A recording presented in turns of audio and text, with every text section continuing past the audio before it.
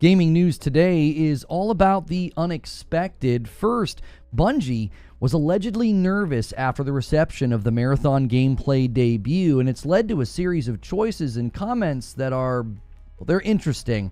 We'll get into that in a moment. Second, a PlayStation showcase is allegedly on the way, and it looks like we're going to be hearing something relatively soon, and this does seem to corroborate things we have heard prior to now about the actual event that is being planned. And third, speaking of soon, the Oblivion Remaster is apparently happening this week, maybe even sometime today.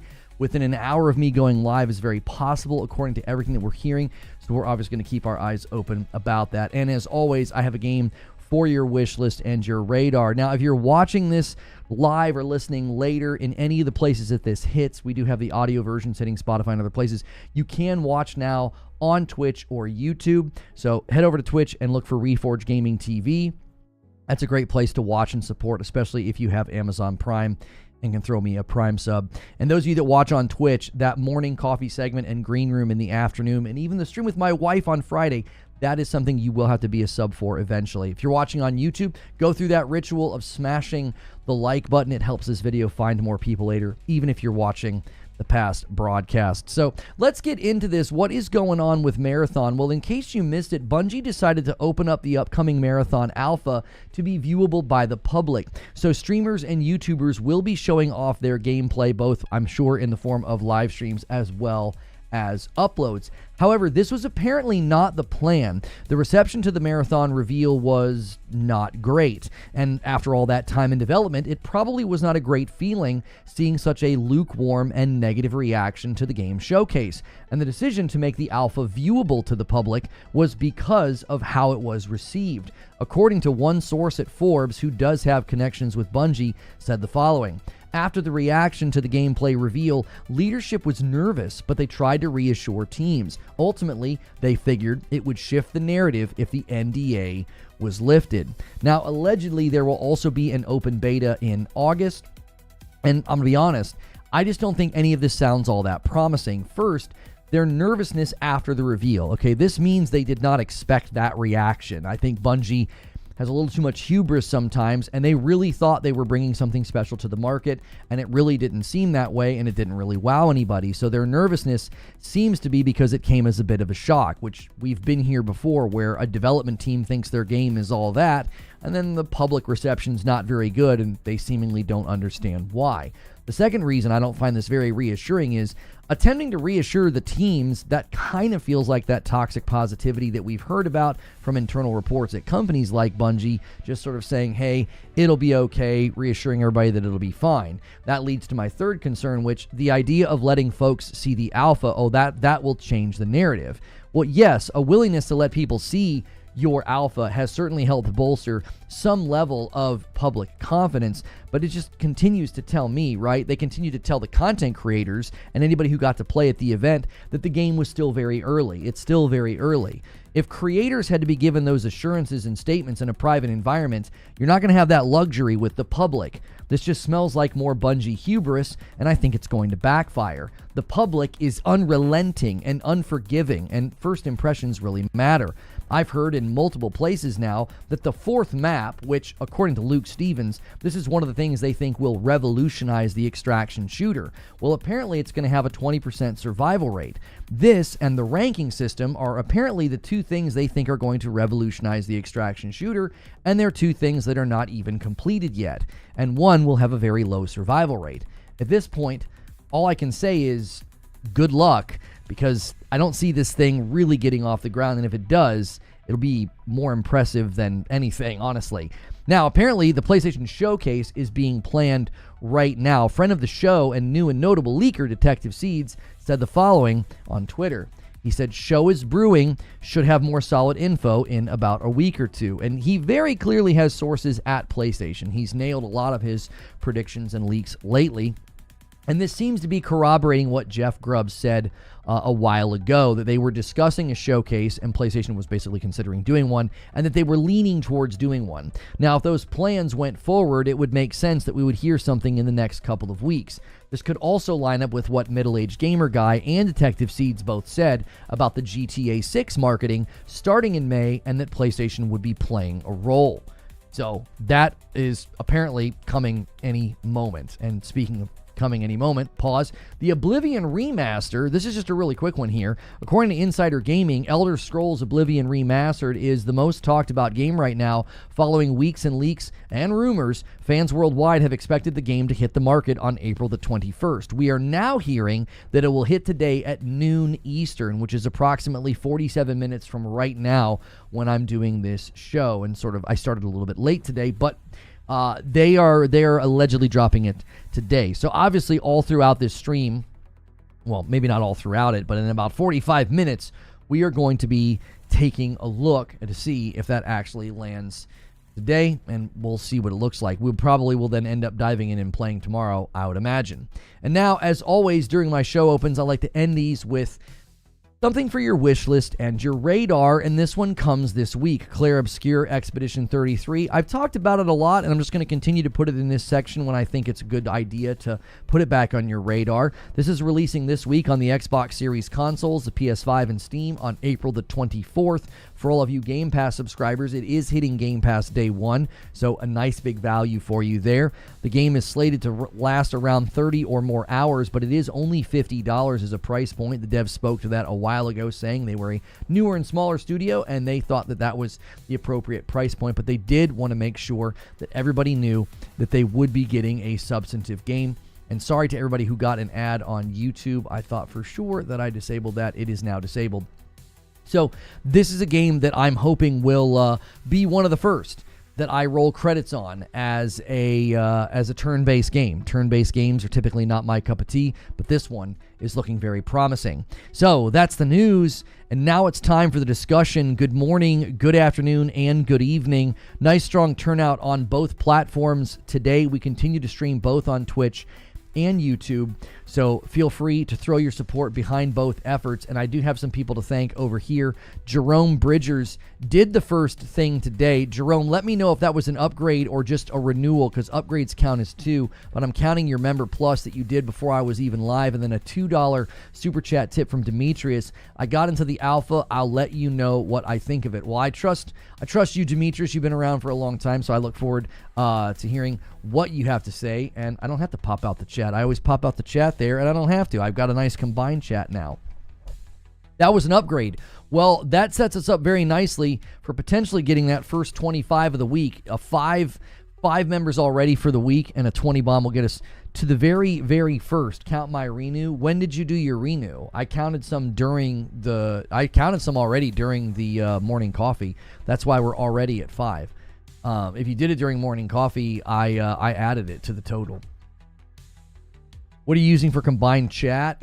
I forget the name of it. What the heck is this thing called that Creature found? StreamerBot. Streamer.bot is what we are using, and it's been fairly straightforward and fairly painless.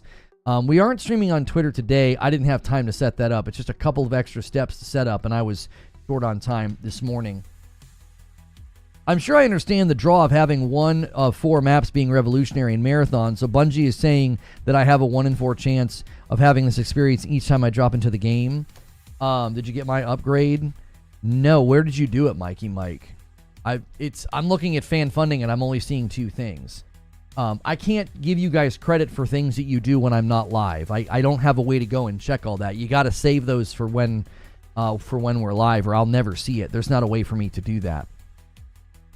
Bungie saying I have a 1 in 4 chance. No, it's not even that. No. You would choose the map, Nova, and more than likely the 4th map is going to be one that requires you to have a certain level of gear or loot or something. I believe it's a currency gate. Like, you have to have a certain amount of currency to get into certain maps. Like, that's how they're going to do some of the ranking, which there were people that had opinions on that, and they didn't think that was, like, the best way to do it. But so far, that's kind of what we're hearing, is that once you have a certain amount of currency, you're essentially gambling to get into the map.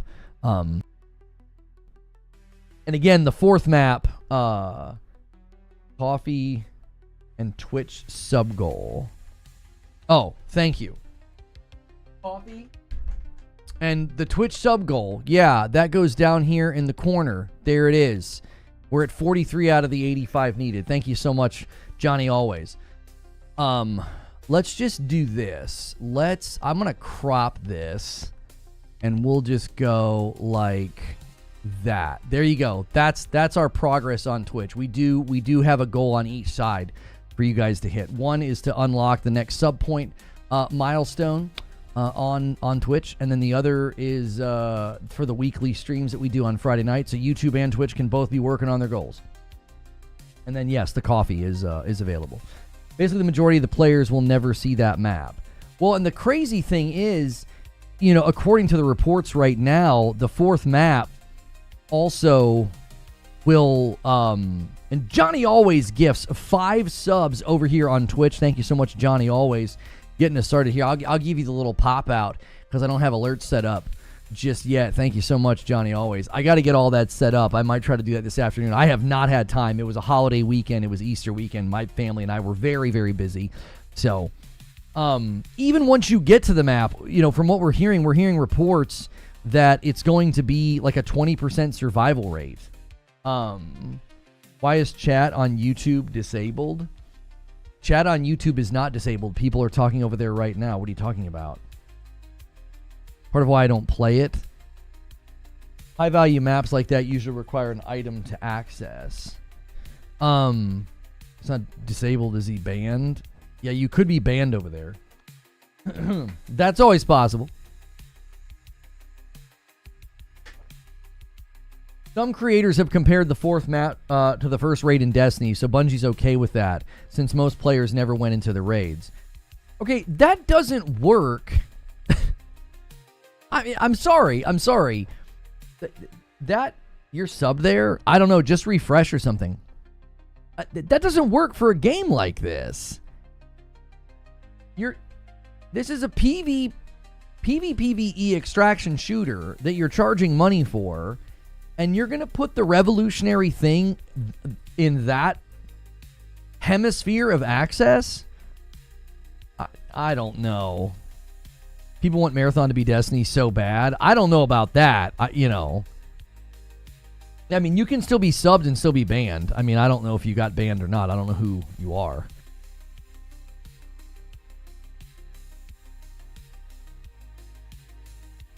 Yeah, I continue to say everything we know about getting games like this off the ground, they are really, really making it tough on the game. I mean, my video about the game sort of being set up for failure. Oh, you refreshed and it fixed it. Okay. You know, setting up the game for failure. I just think they're going to make it really, really hard for the game to get anywhere. I really do. It doesn't. I just don't know. And apparently the thing that's going to revolutionize extraction shooters, they haven't even built yet. I just continue to think, and the fact that they were nervous, right? The Marathon gameplay reveal made Bungie nervous in the aftermath. Sorry about that. No, you're good, Rush. I don't know, man. I really do think they thought they had a winning ticket, and they were kind of surprised at the response, because they're Bungie after all, you know? They're the makers of Halo and Destiny. They should be able to walk out with an extraction shooter, and that should be all they need to do, right? It's not the response they expected. And I think that should be a concern to people who really wanted this game to go somewhere and be special, when the devs themselves are like, yeah, we didn't expect that, you know? And again, I'm telling you, one of their biggest downfalls, one of their biggest struggles has always been hubris. They posture and they talk to the community often as if they know better. And I think sometimes they have known better because they've been doing it for a long time. I think they have earned some of that confidence, but I think sometimes that confidence goes too far. You fly too close to the sun. Thank you for a VIP on YouTube. Cardoc Ren, 51 months here and 44 months on Twitch is 95 months. Well, I'll tell you what, I wish I could give you credit for all of them, but I give you credit in my heart, sir. I give you credit in my heart. Thank you so much. They didn't compare and contrast with other games. Tell us why it isn't Warzone, why it isn't Division. Yo, good morning, Melrose Mike. Even Borderlands 4 will crush it. I don't know if Borderlands 4 is going to crush anything. I need to see a bit more. I think Borderlands 4 looks great. But I don't know, man. We've got to kind of wait and see if... Yeah, I need to see more about Borderlands 4 before I'm going to be bragging about that game. MickD09 says, smash the like button, and he renews his YouTube member account for 39 months. Thank you. Thank you. And in my heart, Cardoc, yeah, you have that many months in Bellows' heart as well.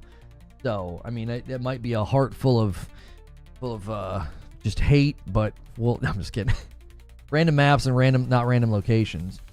What are you guys talking about? Wolvie says, the commentary from the game director about proximity chat and not having it for a safe space was also very odd.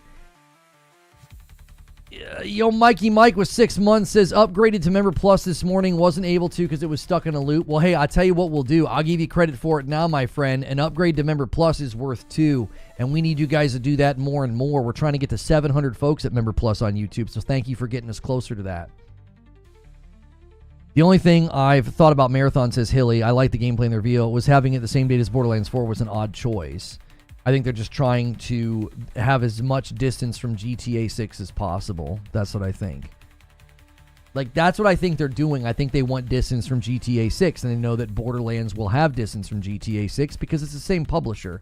So, it's possible that's why they did what they did. I don't know. The fact that they were nervous, they didn't get the response they were hoping to get. They weren't just nervous. Now they're in reaction mode, okay? And I'm just going to be honest with you. The history of Bungie, in my experience, when they are in reaction mode, I don't think that that's good. Because what that ends up leading to is you'll slowly, the veneer will chip, and we'll start to see behind the veil, and we're going to realize they don't know what they're doing with this. They don't know what they're doing. Like, they're going, like, this happened with Diablo 4, and everybody told me that I was wrong and I didn't know what I was talking about. And I kept telling people, when you start reacting this close to a game coming out, it's because you're not ready and you don't know what you're doing. Like, they were doing that with Diablo, and now they're doing it here. They're like, well, let's make the alpha public. Oh, you better really freaking hope that the public is forgiving, because you kept telling the content creators, this is still very early. This is still very early. You can't do that with the public. The public isn't going to care. The public's going to make up their mind based on what they see. They're not going to be, listen, if there's one thing I know about the public in the gaming community is they're not gracious. They're not gracious and they're not forgiving. Let the hearer understand. You don't have a shot if you let this alpha be viewed and it doesn't look any better or different than what we saw. You know, and a $10 super chat from the Anime Zoe. I remembered when I saw a Warlock throw a Nova Bomb and seeing Thunderlord and Galahorn for the first time. Marathon's missing that same magic, and Bungie cannot expect the same level. Here, let me set the super chat goal. I forgot to do that. Super chat goal. I will gift a member. There we go. Every so many super chats over there, I gift a member to y'all. They were the ones trying to tell Sony and Naughty Dog how to make a live service. No, I think people misunderstand. I think people misunderstand what happened there. Bungie quite literally did their job. They did their job. They saw a game. They saw a live service game from Naughty Dog, and they basically said, what's your plan for keeping this thing going? And they gave Naughty Dog a wake-up call. They did. They gave Naughty Dog a wake-up call, and Naughty Dog came to the conclusion that in order to support The Last of Us Online, they would have to become a live service studio, and they didn't want to do that. Why? Well, they're building Intergalactic. They're going to want to work on, more than likely from what we're hearing, the next Last of Us. So Bungie did not walk in the room and tell them, oh no, your game stinks, it won't last. It was, you don't seem to understand what it's going to take to get this to last. You see the difference? There's a huge, huge difference. Good morning, more Megadeth. There's an enormous difference between saying, you know, your game stinks or your game's not going to make it. I think they opened Naughty Dog's eyes and they're like, if you want this game to make it, you're going to have to allocate a whole lot more bandwidth to get it to go anywhere. Which really begs the question, how much bandwidth are they allocating to Marathon? Why try live service? As far as I can tell, Naughty Dog saw the rise of Fortnite in 2018, and they determined that since Factions had such an unusual amount of support and popularity in the first Last of Us, they decided that what they were building for The Last of Us Part 2 could be spun off into its own thing. I think Fortnite played a significant role in that decision. They announced that they would be doing that. I believe they announced that in 2019. I believe. It might have, I can't remember the exact date they announced, that they would be separating. They have about 300 people working on Marathon. Okay. So, I think that's what happened with The Last of Us Online. I think Naughty Dog got a little too big for their britches and thought, well, you know, all Factions was so popular in The Last of Us Part 1, we could totally do what Fortnite did. And I don't think they knew what they were doing. They didn't know what they were doing, and I think Bungie showed them they didn't know what they were doing. They're like, you can't just take something like this and make it and expect it to last. You have to have an insane amount of bandwidth assigned. You got to have parallel development funnels up and running so that you're always delivering something to the game. Like, Bungie is well aware that some of their best times and some of their best cadence of content was when they had High Moon Studios and Vicarious Visions making content for them so that Bungie could buckle down and make good expansions. Bungie knows that firsthand. Well, what do you think they're going to tell a company like Naughty Dog? They're like, do you even have an idea what it's going to take to get a game like this running and then continue to run? It can't be like a small little team. Sony invested $3.8 billion in Bungie. They didn't deliver quality content. Then the layoffs started. The downfall of Destiny, losing players overnight. That's not why they acquired Bungie, though. They didn't acquire Bungie because they wanted like them to make an amazing piece of content for Destiny. They hired Bungie for their expertise in live service. Yo, it's good, Master. Good to see you. Surprised they didn't try to do Marathon as a new Halo, says Emissary. They have all these monsters in their old game, and they chose this direction. Did Bungie know now? I'm not sure what you're asking. There was nothing unusual about Factions' popularity. Factions was a mode that was made side by side with a single player, and it showed. Factions wasn't just some oops moment. Well, I wasn't trying to act like it was an oops moment, but I don't think a company like Naughty Dog anticipated a game mode like that, you know, a game mode like that doing as well as it did. Does that make sense? Like, I think they anticipate something like that doing okay and doing fine, but, like, it had pretty long, ongoing popularity, which I think is kind of unusual in a single-player game. Captain Steve says, I think Marathon would make a great movie, but as a game, I just don't think it's going to hold my interest. I mean, what's the aim or the goal? Get some gear? You scared to lose each time you play? It's definitely not a game type that appeals to everybody, Captain Steve. It is not a game type that appeals to everybody. By the way, if you guys are watching on YouTube, let's go crazy on the like count right now. Nice, strong turnout for a Monday. We also have, a good number of people watching on Twitch. And but man, YouTube, when you guys go crazy on the like button, it really, really helps. So not to capitalize on the popularity is bizarre, is what I'm getting at. Hang on. Oh, I think people are just not in the game of making good multiplayers if it can be squeezed for every dime. I'm not sure I understand. I don't really understand what keeps any extraction shooter going. 19 months on YouTube and 1 month on Purple. Thank you, Wolf Saints. Here's the... Oh, Bethesda's made an official announcement. Is that official? That looks like an official announcement to me. Yeah. Bethesda has said this. Oh, hang on. I gotta move this, like, multi-streaming thing. I can't see what I'm doing. There we go. Tomorrow at 11 a.m. Eastern. They're doing some kind of an Oblivion thing. Wait, no. That's Elder Scrolls... Wait, no, that's Oblivion. Yeah. They're going to be doing something tomorrow for it, looks like.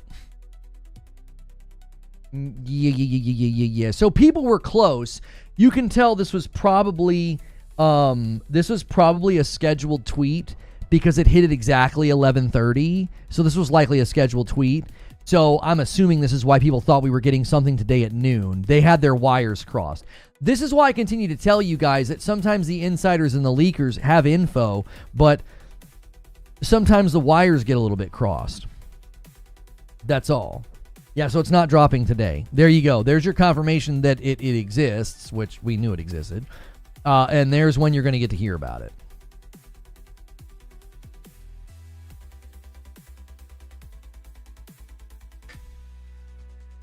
For Marathon, I think not having other modes like solos and duos might hurt the game further as well. They're putting a lot in between you and the game. It costs money. It's an extraction shooter, not for everyone. It's built for trios.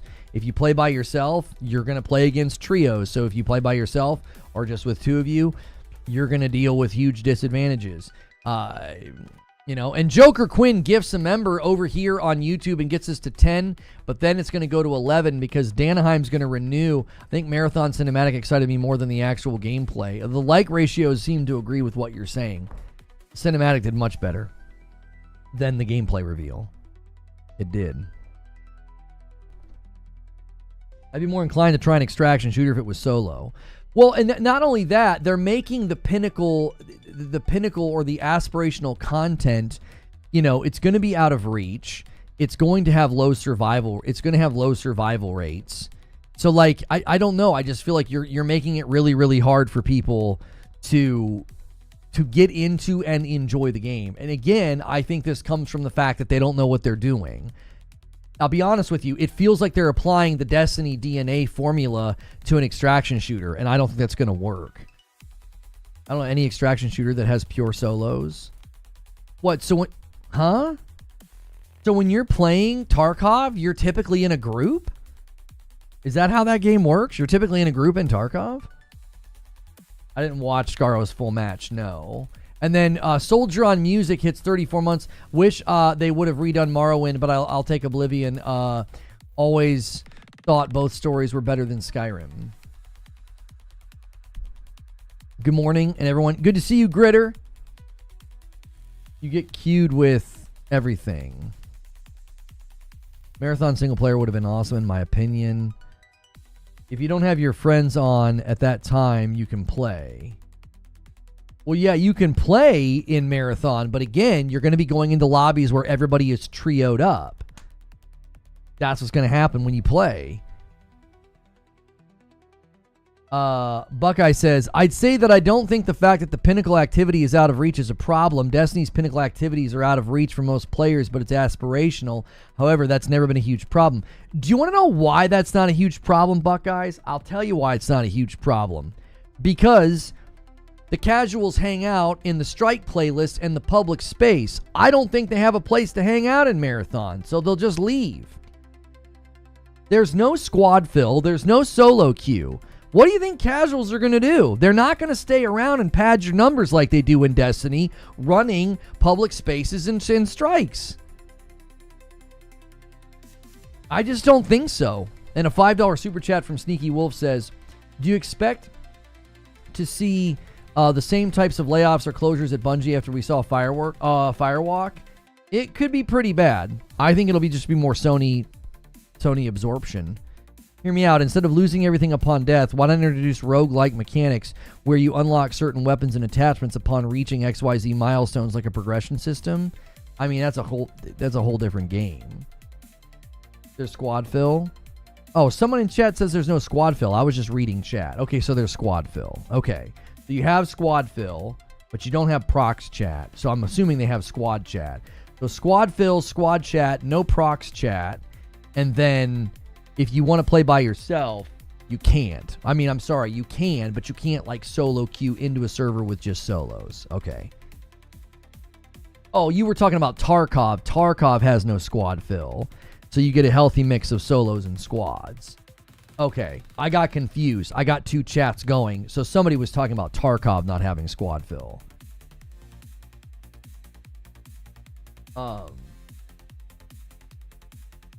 You can turn off squad fill if you'd like to go in solo or duo, but there's absolutely squad fill. Okay.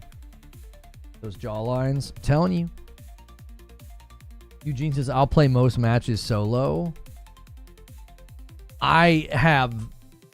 Yo, what's good?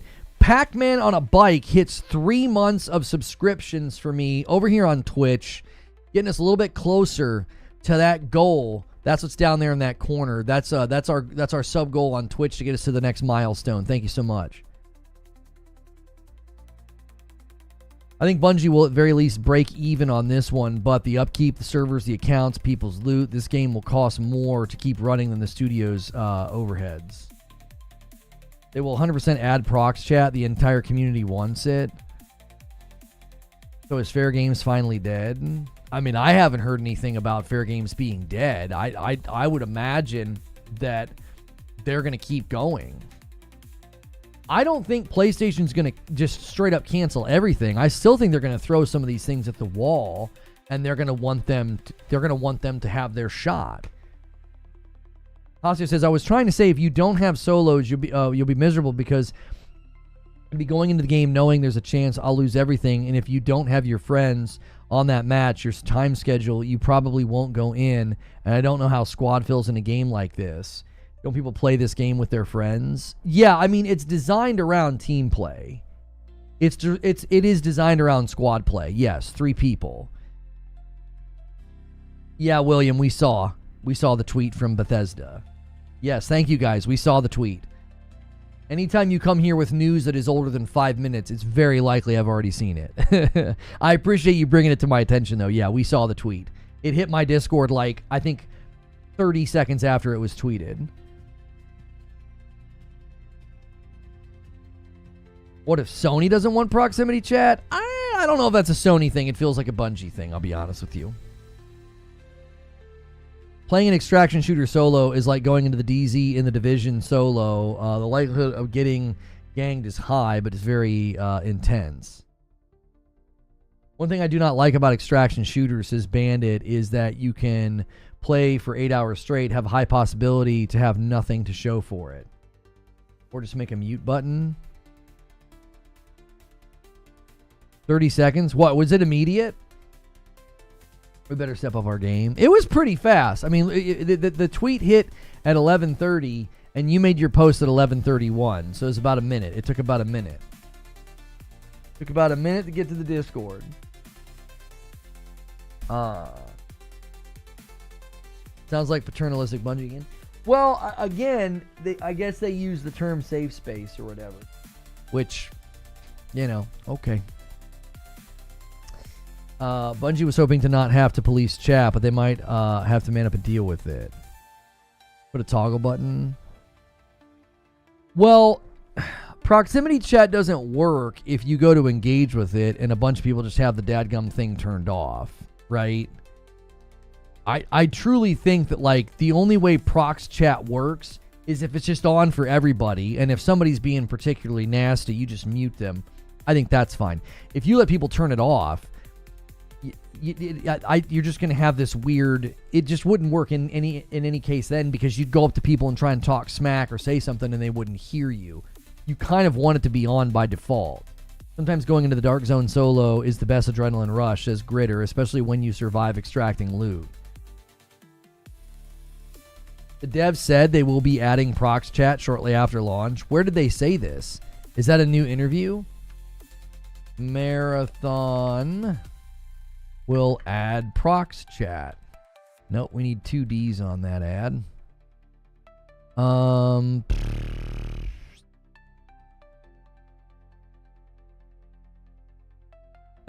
not seeing that anywhere. Scaro interview on YouTube. It hasn't hit the news airwaves yet. You have to menu to find the right person. Not a good option either. Hard to mute prox chat in the middle of a round. You need to be able to just opt out. I don't mind letting people opt out, but you'd almost have to make it opt out. Everybody's on by default, and if you don't want to hear all the jabber, then you just turn it off. They haven't said what makes the game better than any other extraction shooter. I'm fairly certain the interview with Scaro, he said they weren't adding prox chat. It's like the number one thing I've seen mentioned everywhere. I feel like you misheard the interview, Prosy. I mean, no, I'm not seeing any headlines anywhere that like, yeah, they've said they're going to be adding it later. I feel like that'd be making pretty significant headlines if that was stated in an interview. Yes, guys, thanks for bringing the Oblivion stream to my attention. I appreciate the fact that you do that. That's awesome. We have heard about it. The announcement was made like 12 minutes ago. We will obviously be co-streaming that tomorrow. It's part of the experience of survival extraction games. This is one of the reasons why I'm just going to keep coming back to my gut instinct on this is that they don't know what they're doing. They don't know what they're doing. Like, think of it this way. They can build incredible shooters. They can. When they design a gun, I know it's going to be amazing. Okay? So, you know, you could be really, really good at building a house. You got like a team and a crew, and you guys can come in and you can build a killer house. Okay? That doesn't mean you can build a skyscraper. You don't have the tools to do it. You don't have the experience to do it. So that's the concern I have, is that like they're stepping into an environment where their expertise isn't going to land on this. My bad for being a minute late. I was following Wario64, not Bethesda. Well, be better, Talica. Read my theory. What do you think? Let me see. Where are you here? More Megadeth. Theory, no prox chat because the fourth map would be too easy to team up on. I mean, you could just disable it in that map then. What was the Oblivion news? Bethesda's doing an official stream about it tomorrow at 11 a.m. Eastern.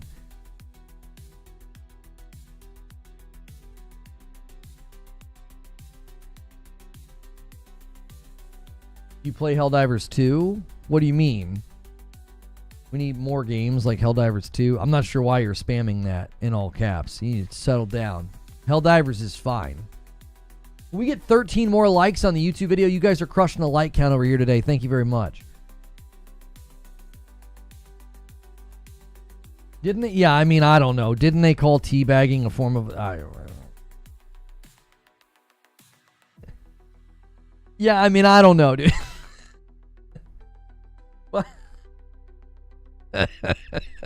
Bungie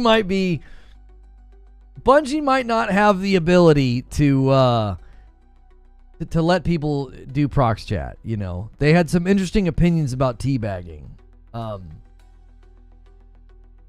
So I don't think anyone really has a good solution just yet, Ziegler added, because we're so dedicated to making sure that we're creating a safe space where we don't have players just flaming each other or doing terrible things to one another. I think we're not ready to invest in prox chat until we have a solution. There's not a solution.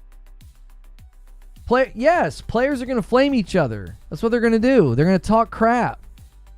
They're 100% going to do it. They're going to teabag. You got to get over that. You've got to see past that. How harmless that is in the grand scheme of things. If you have people sending private communications or, you know, they're spamming you with invites or something like that, well then yeah, you have to empower the player to protect themselves against forms of, you know, intrusive behavior. But if someone's just going to be like, yeah, blankety blank your mom, ha ha ha, man, you gotta, I don't know, you gotta be able to take that, dude. It's just a dadgum video game. Like, this isn't, I don't know. I think there are two extremes here, okay? There are two extremes. There are people that are like, none of you would have survived the Call of Duty lobby in my day. And it's like, okay, we don't have to act like toxicity's okay. Like, you can just drop a tirade of horrible statements or, you know, racial slurs. Like, we don't have to be like, that's fine, just deal with it, snowflake. I think that's an extreme.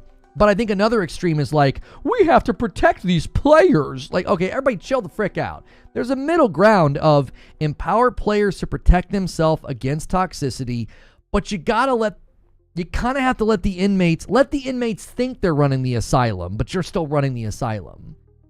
There's got to be a middle ground. We can't run in both directions. In either direction.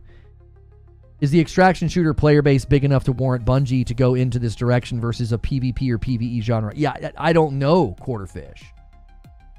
The budget and the team size might warrant it because they could afford to do it, even if it doesn't get a ton of players. Maybe that's what they're thinking. Make sure the players are protected outside the arena, but inside all's fair in love and war. I don't necessarily agree with that. I don't. If I'm playing a game like this and someone goes on like a racial slur-ridden tirade, I don't want to hear that. That's ridiculous, or like the way that women are treated in these games. That absolutely is not okay. That you shouldn't just be allowed to do that because it's a video game, so I can say whatever No. Shut the frick up. You're not allowed to do and say whatever you want. That's nonsense. The lack of anonymity on the internet has given people this emboldened sense of like, well, I can say whatever I want. No, you cannot. That just simply isn't true. These games have community guidelines and terms of service, and you can't go beyond those boundaries, okay? So create the boundaries, have enforcement, and empower players to mute and block. Like, that's all you have to do. Say it with it. Say it. I'll say it with you. No, I'm never saying it. Like, that's the middle ground. The middle ground is create the boundaries and the standards and the rules. When somebody steps out of line, you have consequences, and then you also empower players to mute and block. This whole thing of like, well, we can't think of a good solution. What do you mean? I just outlined the solution. That's it. Empower people to opt out, mute, or block, and then have your policies so that you can enforce some type of a voice ban or a communications ban or a gameplay ban. Listen, I know it's not fun policing the internet. Sometimes it kind of feels like you're sitting in a dadgum daycare, but like, if you want to have a game that's going to have a communal aspect to it, man, that's just got to be a part of your game plan. I'm sorry. I hate to be the one to break this to you, but like, if you want your game to have social aspects, the good comes with the bad. The nasty folks are going to come in with the good folks every single time.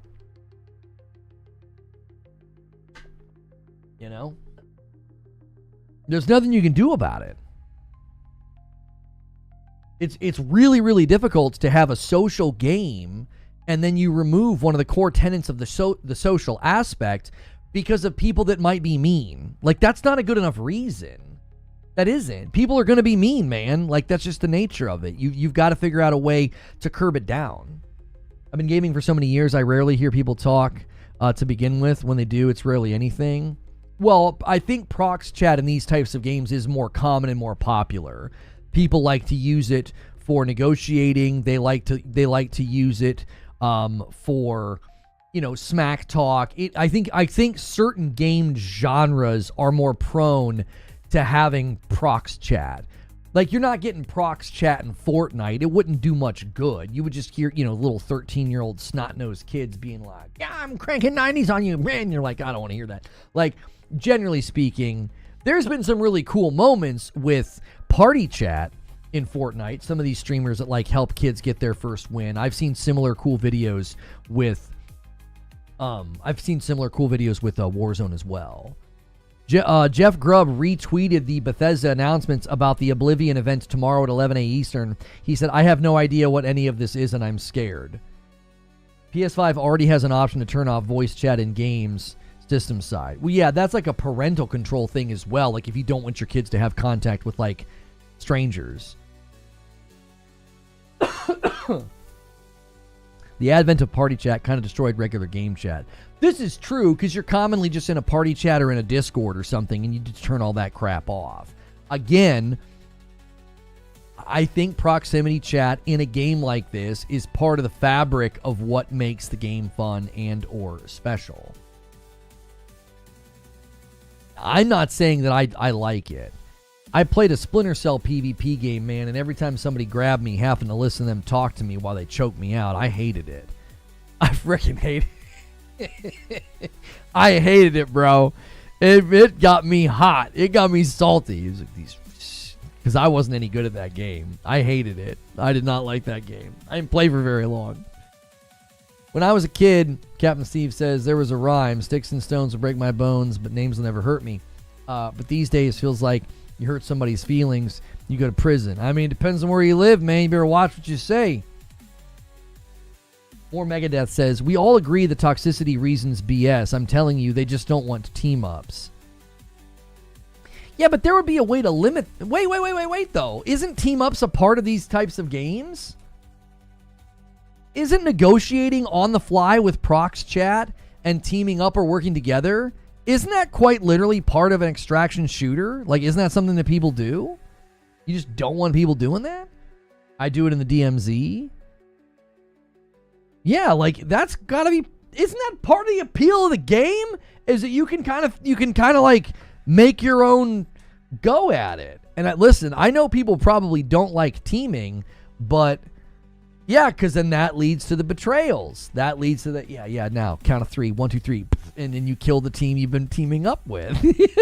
I mean, come on. That's got to be where some of the rush comes from. You can't just play everything formulaically. We're on a team, you're on a team, one of us wins. Like, oh, okay, I've played that game 1,000 times before. I do it in DayZ, but that's not extraction. Defo would be cool.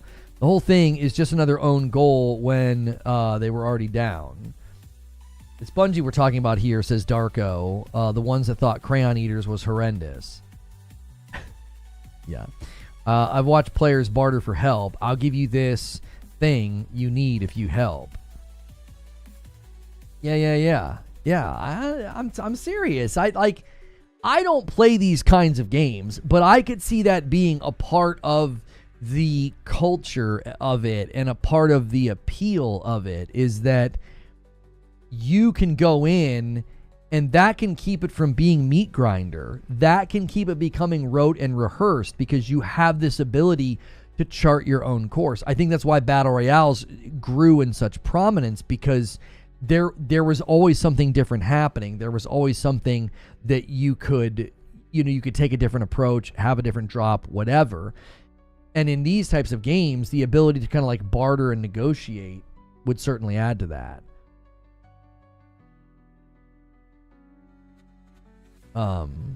Dark and Darker tryhards hated when team-ups happened, and the devs eventually made it bannable. I could see Bungie just wanting to avoid it entirely.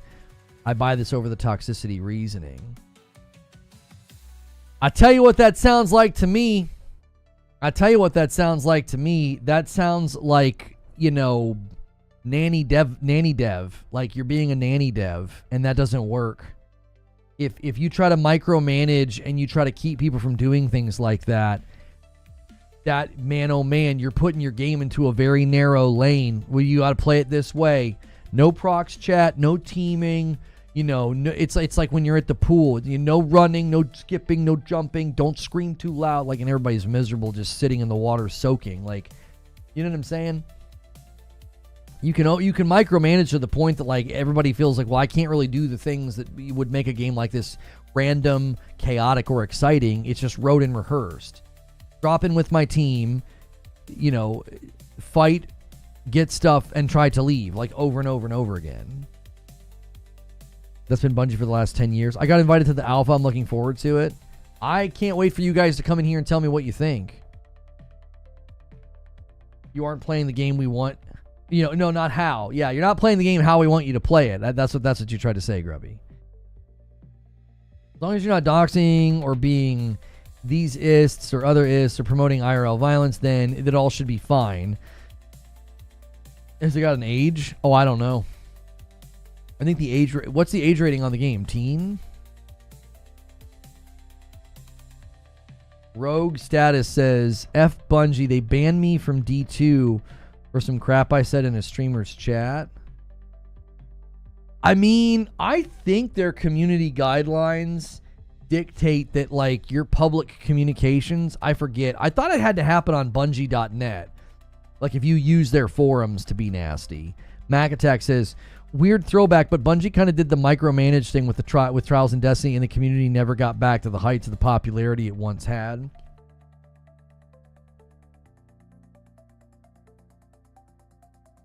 Haven't you got a code? Not being disrespectful. I didn't ask for a code. I don't care. I have no interest in playing this game.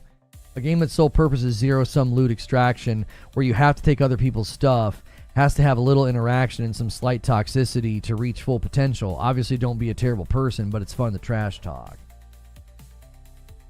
Yeah, I don't think you get to build a game like this and make it safe. I mean that. I think you're sanitizing something that has to have a certain level of... If we're making a cocktail here, you got to have a little dash, just a little dash of toxicity in there, just a little bit. I said something to a streamer one night, drunk, woke up to a ban message telling me they would get me banned from the game, and the next day I got banned in the middle of a comp match. Sounds a little crazy that would happen. You gotta I'm telling you, you gotta watch out for people. You gotta watch out for people that have connections at Bungie, bro. They have no problem flexing that. Sven says, I'm a little surprised the creator merch, you didn't come with some kind of code redemption. You gotta go apply. And believe you me, I bet now I would not get anything. Enough people with connections at Bungie were not happy with the fact that I got a t-shirt, a t-shirt and a plushie, yeah. They weren't happy, bro. Yeah, there's already been some DMs and emails, I'm sure. Yeah, getting butthurt over some merch. You can't make this up, man. You can't make it up. So, and I don't care. I don't have any interest in the game. I'm interested in it as a subject, as a topic, But I'm not trying to play I'm not trying to play Marathon, bro. I'm not trying to play Marathon. It's everything I don't want in the game. If you're like, what should we put in the game that would make Lono not like it? I'm like, well, a little dash of this, a little dash of that. Yeah, Marathon pretty much fits that bill. Watch people at Bungie who play the game are going to go on a banning spree when they get their loot stolen. Nah, they're not going to do that. That's ridiculous to even say that they would do that. They're going to ban you. Now they're going to ban you. You can say that's why you're not playing. For sure. You just need some pet geese. I mean, I was going to play it with you guys the weekend it came out and just see how it goes. But other than that, I don't see it. It's not something I would ever touch. There's always the people who leave their mic on and the blaring drum and the bass, eating chips, have a screaming child in the background, their mouth breathing. Oh, for sure. That's you just mute those people. Yo, it's good. Jimmy867, how are you? Game's gonna be dead 4 weeks after it launches. I have my own opinions on the longevity of the game being short-lived. I certainly have opinions on that I've made known.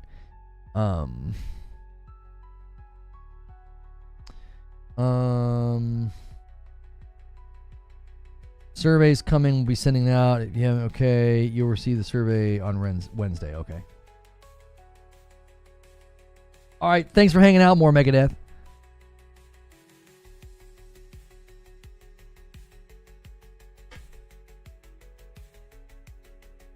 Thank you to everybody. Thank you so much to everybody who continues to watch both on YouTube and Twitch.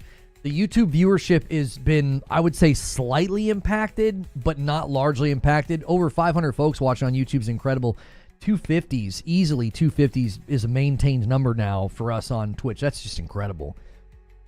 Well, I've been doing this for a week. They don't want people to get mad and quit. They want you to stay and buy things from the store. That's why chat's going away. Yeah, but people are going to get mad and quit no matter what. It's that kind of game, isn't it? What year is it? The year is 2025, in the year of our Lord. And we're back on Twitch. It's not easy to mute middle of a raid. It's not like a PvP match where you can just go into the menu between deaths. Just opt out then, if you're really worried about it. What's your prediction on how long Marathon will get support? Oh, is how long it gets support from Bungie? It really depends, because I don't know how much of it will be up to them if it doesn't do well. Like, if it does commercially, let's say it does pretty poorly. I think there's the chances of that happening. I don't think we're going to see a Concord level failure, but let's just say commercially it does pretty poorly. Those Steam numbers look bad. The numbers everywhere just look bad. I don't know how much of a say they will have at that point. Like, is Sony going to walk in the room and be like, enough's enough. We've got controlling interest on the board. You know, we're in charge now. You're going to kill this. That team is going to get reassigned. We're going to absorb this team. And then all hands on deck for XYZ. Like, I think personally, my prediction and my gut instinct has been that PlayStation wants them working on Destiny 3. That's just been what I've thought. That doesn't mean that we get Destiny 3, because if Bungie doesn't want to do it, that's terrible. Like, you don't want a company making something that they don't want to make. I don't know if we're going to get any indication, hint, or glimmer of hope about any of this during the Bungie stream in a couple of weeks. Like, Destiny 2's getting, like, DLC or whatever. I don't know what any of that's going to be or point toward. But I've continued to have this gut instinct that, like, PlayStation is just holding their breath to just basically absorb Bungie. I think they want Bungie. I think they want the Destiny IP. I think they want the talent. I think they want the leadership gone. You know, I do. I think that's why PlayStation fought back with the Christopher Barrett lawsuit. I think that's why Sony fired back, because I don't think they were scared. My own theory about that lawsuit was Barrett tried to leverage the fact that bad things happened at the company in his suit of wrongful firing. And I think what he was maybe hoping would happen is that Bungie wouldn't want to go through discovery process, and then we get to see what's been going on at the company. I think that's what he was hoping for. Well, Sony fired back and, like, published his DMs and emails, and then that's the end of that. That was pretty embarrassing. I don't think he has a shot at the wrongful firing case, right? But I think that demonstrates that Sony doesn't give a frick. Sony's totally fine going to court and being like, no, yeah, let it go to court. Because they know if it goes to court, they might then get more information and more grounds to start firing leadership and start letting, C-suite employees go. That's been my theory in my gut, is that that's what PlayStation wants. I think PlayStation wants the talent and the IP, but they want the leadership gone. I mean, the fact that they've spoken publicly about the company and accountability, that's a great word, isn't it? Accountability, Bungie. Don't you love that word? So that's great, that Sony sees it that way. And I think that's important. We looked at the statements made at the time when, they were sort of saying what they valued at the company and everything and what they were wanting to see change. And it seems to me that Sony viewed the company very, like, they sliced the company. And it was like, they knew that Bungie was full of talent. I think they also know they have a strong IP in their hands, Destiny. But I think Sony looks at the leadership and thinks, this is a problem. We need you gone. But I don't think it's that simple. I don't think they can just walk in the room and start firing people. Because of the contract and the way that it was drawn up and the way that Bungie maintained some level of independence, I don't think Sony can just, like, walk in the room and start firing people. Doxing his cars was a stupid move. I'm not sure. What do you mean doxing? And a super chat from Super Google. He says, hope Jim Ryan is next. Let the Japanese take the reign. Jim Ryan's been gone for like a year now. What are you talking about? Glad you're back, kid. I'm glad to be back. If you guys are watching on Twitch, you can help us with our goal over here. It's down here in the corner. We're trying to get to the next sub point milestone. If you got a Twitch Prime or you just like subbing in general on Twitch, you will never see ads on my channel if you do that. I do not make subs see ads. We also have pre-rolls disabled on the channel, so you can get right into my streams. The only way to do that, though, is to regularly run ads. I can imagine Sony would love to have a reason to clean house before the leaders at Bungie get their final stock payout. That's another reason, James. Like, I really do. I think Sony showed in their sort of clapback on Barrett, it was like, we're totally willing to go to court over this, bro. Like, sure, we'll expose your DMs and your emails, you know, you creep. Here you go. Just put them out on Main Street. Well, they probably know that if it goes to court, those won't be the only embarrassing DMs and emails from that company. And I think Sony's probably totally okay with that. Because they're like, we'll just get rid of those people. And then the amortized payouts will shrink a little bit, you know? That to me is something that I don't think Sony's afraid of at all. Because they want the talent and they want the IP. I don't think they like purchased Bungie for Pete Parsons. I think they purchased Bungie because Destiny's a valuable piece of property. They have an incredible amount of data internally with respect to like live service longevity, live service sustainability. They have all that data internally. And then they have a lot of talented people. Their art department alone is worth keeping around. They've always done excellent work. The teams behind, you know, creating PvE encounters, creating new guns, creating, you know, whatever. You want to keep those people. Hey, 5 gifted subs over here on Twitch from L7Beeb. That is so kind. Getting us just a teeny bit closer. Look at that. 55 out of 85.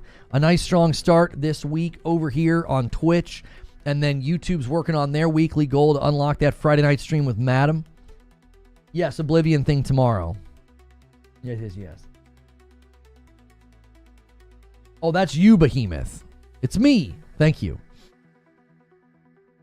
How many Bungie devs are actually left that have worked on the games that have made them great? If the studio fails making good games, they'll gut the studio and salvage what is worth salvaging. I don't know how many people are still there. I think the talent is evidenced in the work in Destiny. Say what you will about Destiny's content structure or sunsetting or removing content from the game because they were like running out of space or whatever. Those were all like logistical decisions, okay? Think of it in this way. If you look at like their gun design, their encounter designs, their raids, their dungeons, look at all of that. I think there's plenty of evidence to say that they've got a lot of talent at the studio still to this day. And I think that talent is worth saving. And if you also look at really what hurt, a lot of what hurt Destiny in its decline was Pete Parsons' decision making. He has a blog about how he basically took the company into the red. They were attempting to leave, or not leave, they were attempting to give themselves a way to do something that wasn't Destiny, okay? They were attempting to do that. And according to Pete Parsons, all those incubation projects that they spun up took away the focus on Destiny, which then hurt demand for Destiny. So there was a clear relationship there where once they started trying to build themselves a bridge to like branch out away from Destiny 2, the bandwidth allocation harmed the game enough that demand then went down. That is a nightmare scenario for them because that's their cash cow. And the minute they had that decrease in interest in demand, which leads to a decrease in money coming in, well, now you're in trouble because the game generates an awful lot of money. Even from the employees who got axed, a common thread when they go public is the devs are passionate and want to do more, but the leaders are terrible. Yeah, there doesn't seem to be a whole lot of love for the leadership of the company. There just doesn't. There doesn't seem to be a whole lot of love for the leadership of the company. And, I mean, that's probably common in a lot of these companies. I don't think that's, like, unique to Bungie. I think a lot of the times, like, you know, in situations that we've seen with, like, Ubisoft and other dev studios, you certainly can see that, you know, the higher-ups tend to be very disconnected from, you know, the worker bees that are making everything. You know. How many of the original Bungie members are left? I have no idea. The boards of these big companies are useless, says Crinab. They never actually do their job to protect the company. They should fire the CEOs. A super chat from Danheim. Who's ready for more horse armor? We all knew Deej jumped ship for a reason. No comment.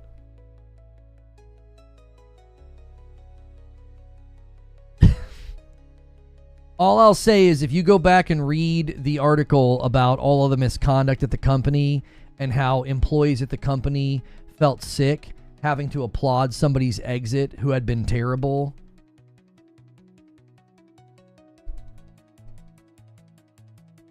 Yeah.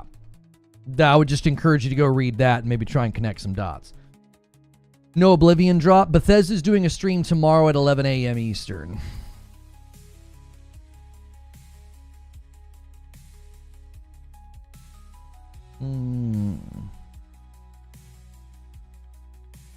Never leave home without your $5 horse armor. That's right.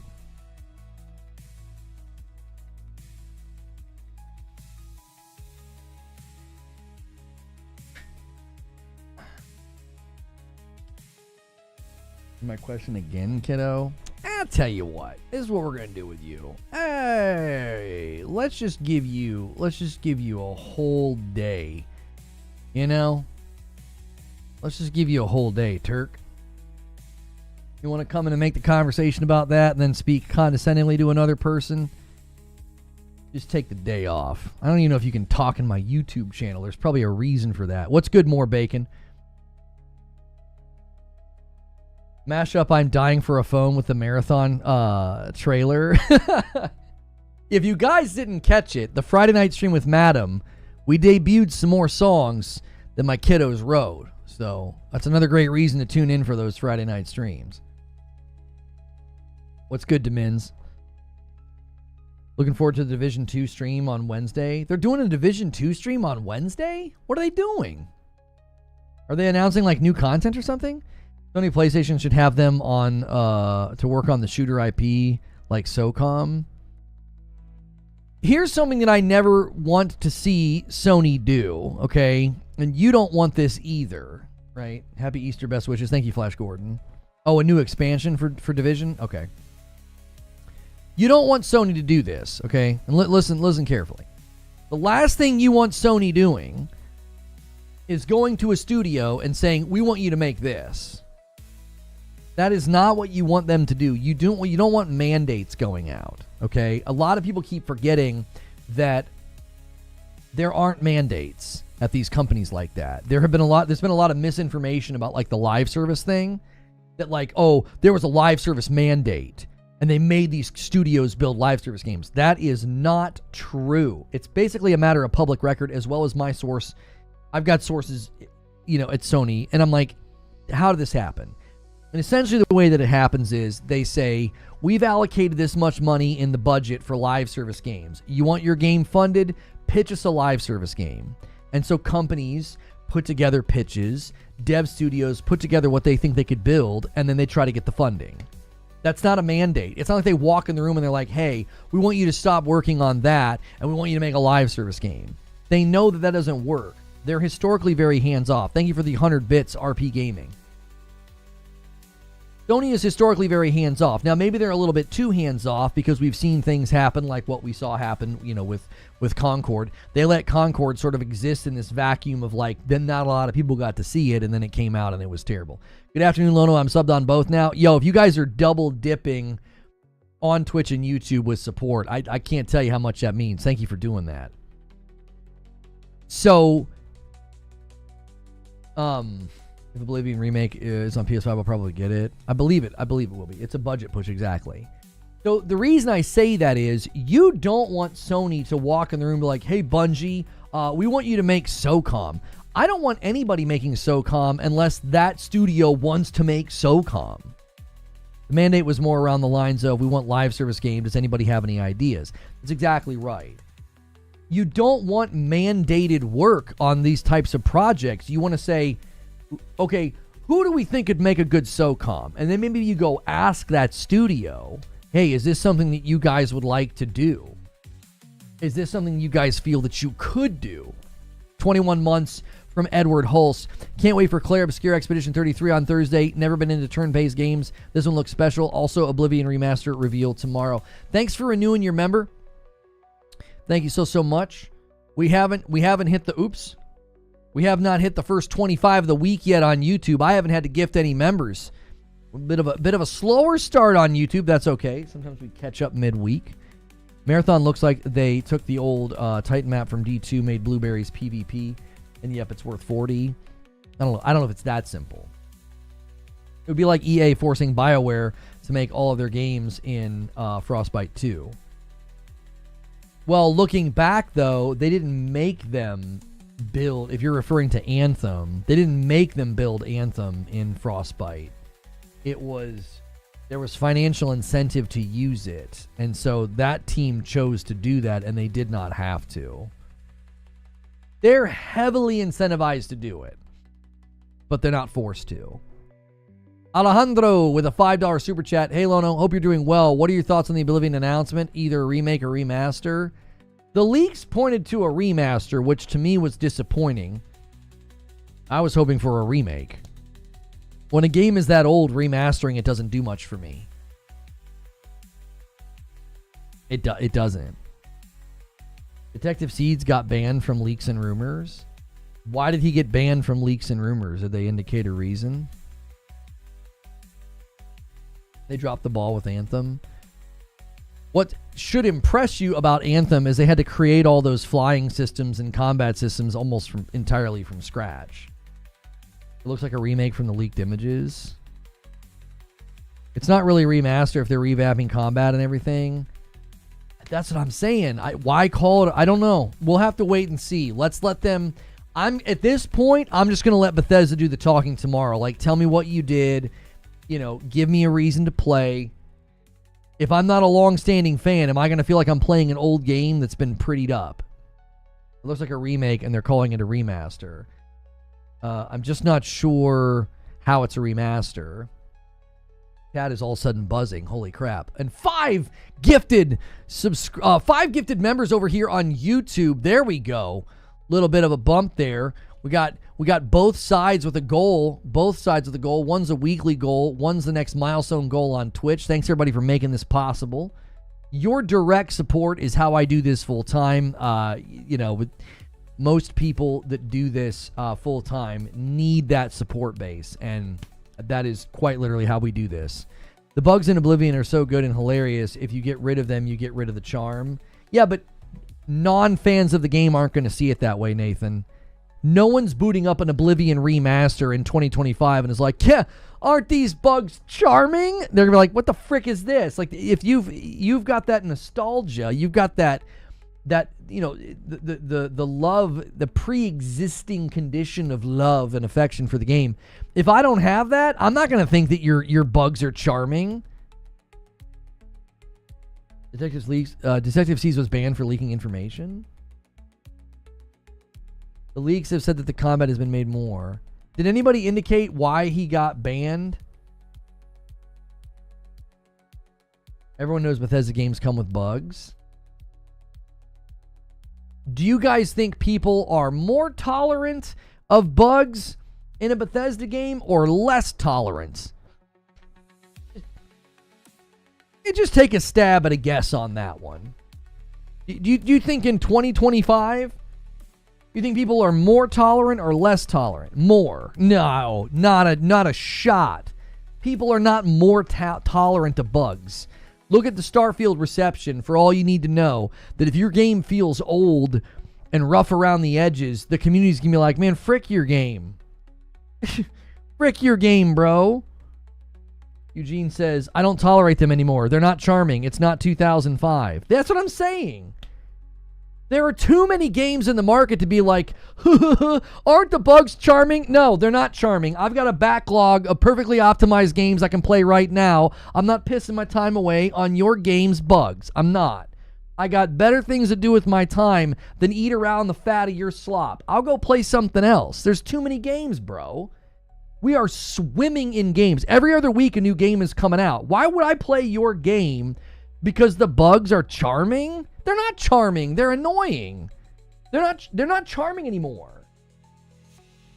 They were charming when you were, treading new ground and giving people experiences they had never had before.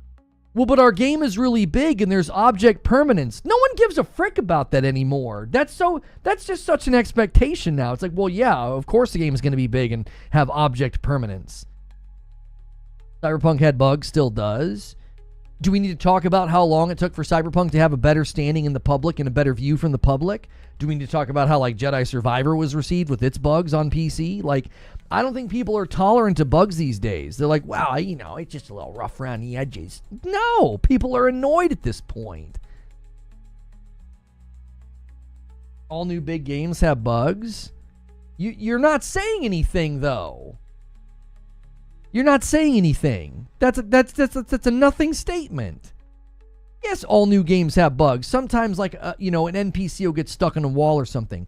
We're talking about, somebody said the bugs in Oblivion are charming. Like, if you got rid of those bugs, you know, it wouldn't feel like the game. And I'm like, I don't think anybody's going to want to play a remaster of a game if they've never played the game before. Are they going to be like, you better leave those bugs in there that I've never encountered because I heard they're charming? Come on. Elder Scrolls can be funny, but also detrimental to the overall game experience. It's not charming. It's funny, sure, but fix that crap. It's not a free pass because it's Bethesda. Baldur's Gate 3, let's have multiple layers of conversations, and it's turn-based. Hooray. I don't understand what you're saying. Baldur's Gate 3 doesn't let me build bases and ships, and yet Starfield isn't more complex than Baldur's Gate 3. I don't understand the point that you're making.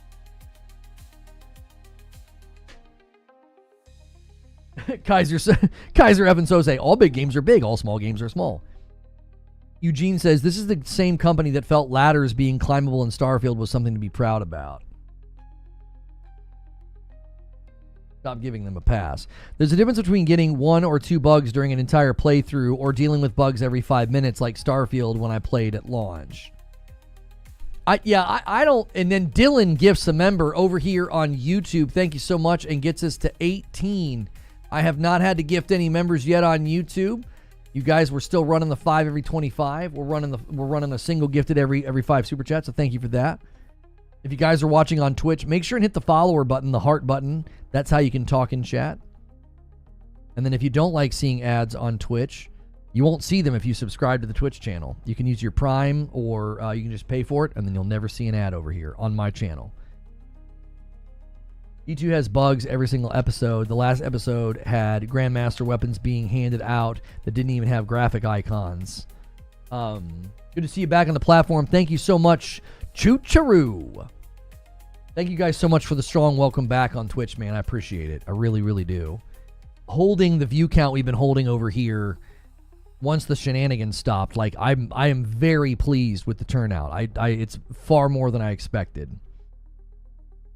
Just watch a review, 5060 Ti 8 gig, frightening how bad this is. Yeah, I should probably, now that I'm thinking about it, you just reminded me of something. Yeah. Yeah. The bugs in Fallen Order really ruined the experience. That's why I waited to buy Survivor. The bugs in Survivor were even worse than the bugs in Fallen Order. Like, I mean, they were bad, dude. They were bad. I mean, the score that game got on Steam, I don't know if it ever really truly recovered. I don't know if it ever really truly recovered.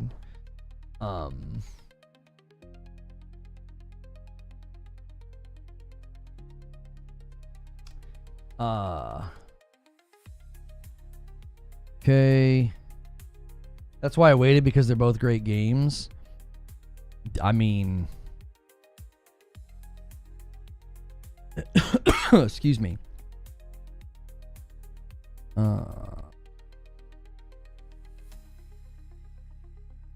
Okay.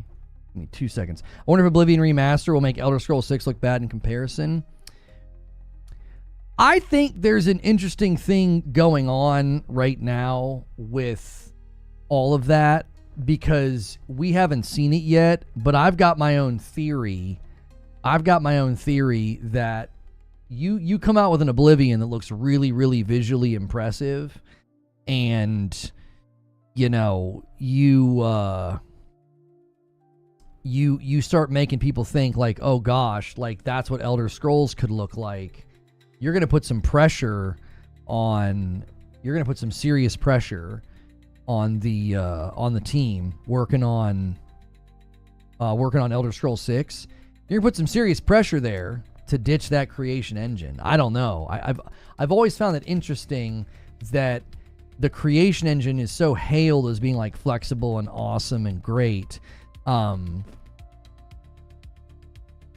But also, why can't you make your games look so good? Like, why does it take modders? Like, the modders always come in within like a week and make your game look way better. Like, what's the reason for that? You'll be partnered in no time. We're going to wait exactly 30 days to become to apply for partner on Twitch. So every day you guys tune in and hit follow and watch, and if you decide to become a subscriber over here, you're helping us with that. We're super close to the next sub-point milestone. Thank you. Starfield 2.0 moment incoming. Starfield made me lose hope for Elder Scrolls 6. If they don't make a new engine for it, I'll probably skip it. And here's the thing about Oblivion is, from everything we've heard, it's not all entirely in a whole new engine. And a $10 super chat from Alejandro over here on YouTube says, will you live stream Oblivion Remake Remaster tomorrow? I will co-stream it. It'll be interesting to see what new things they added or improved. Yeah, we will definitely be co-streaming that. 100%. 100%. We'll probably delay the public stream a teeny bit. We'll do a little bit longer morning coffee, and since it's at what is it, at 11? Or is it at noon? Hang on, let me double check. I thought it was at 11. Is it 11 a.m. Eastern? Let's see. Wait, it's at 10 a.m. Eastern? No, it's 11 a.m. Eastern. It's 11 a.m. Eastern. So what we'll do is we'll just go live at 10:30. We typically like to do that like 30 minutes before. So we'll just do morning coffee. We'll do morning coffee a teeny bit longer than usual. We'll go from 9 to 10:30, and then we'll just you guys on Twitch don't have to worry about any of that. I just go live and keep it going.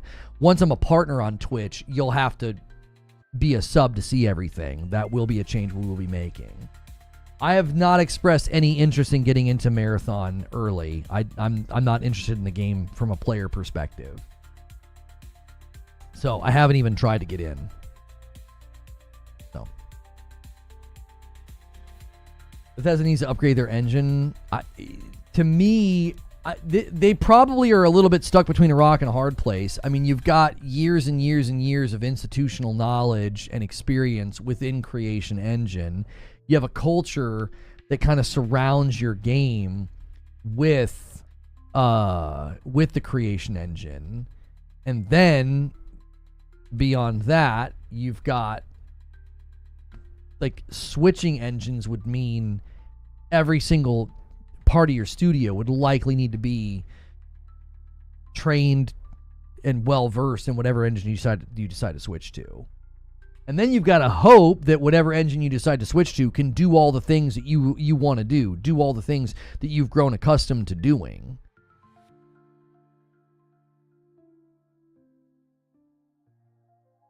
Engines are expensive to create. Yeah, it's not cheap. It's not cheap to just suddenly, switch gears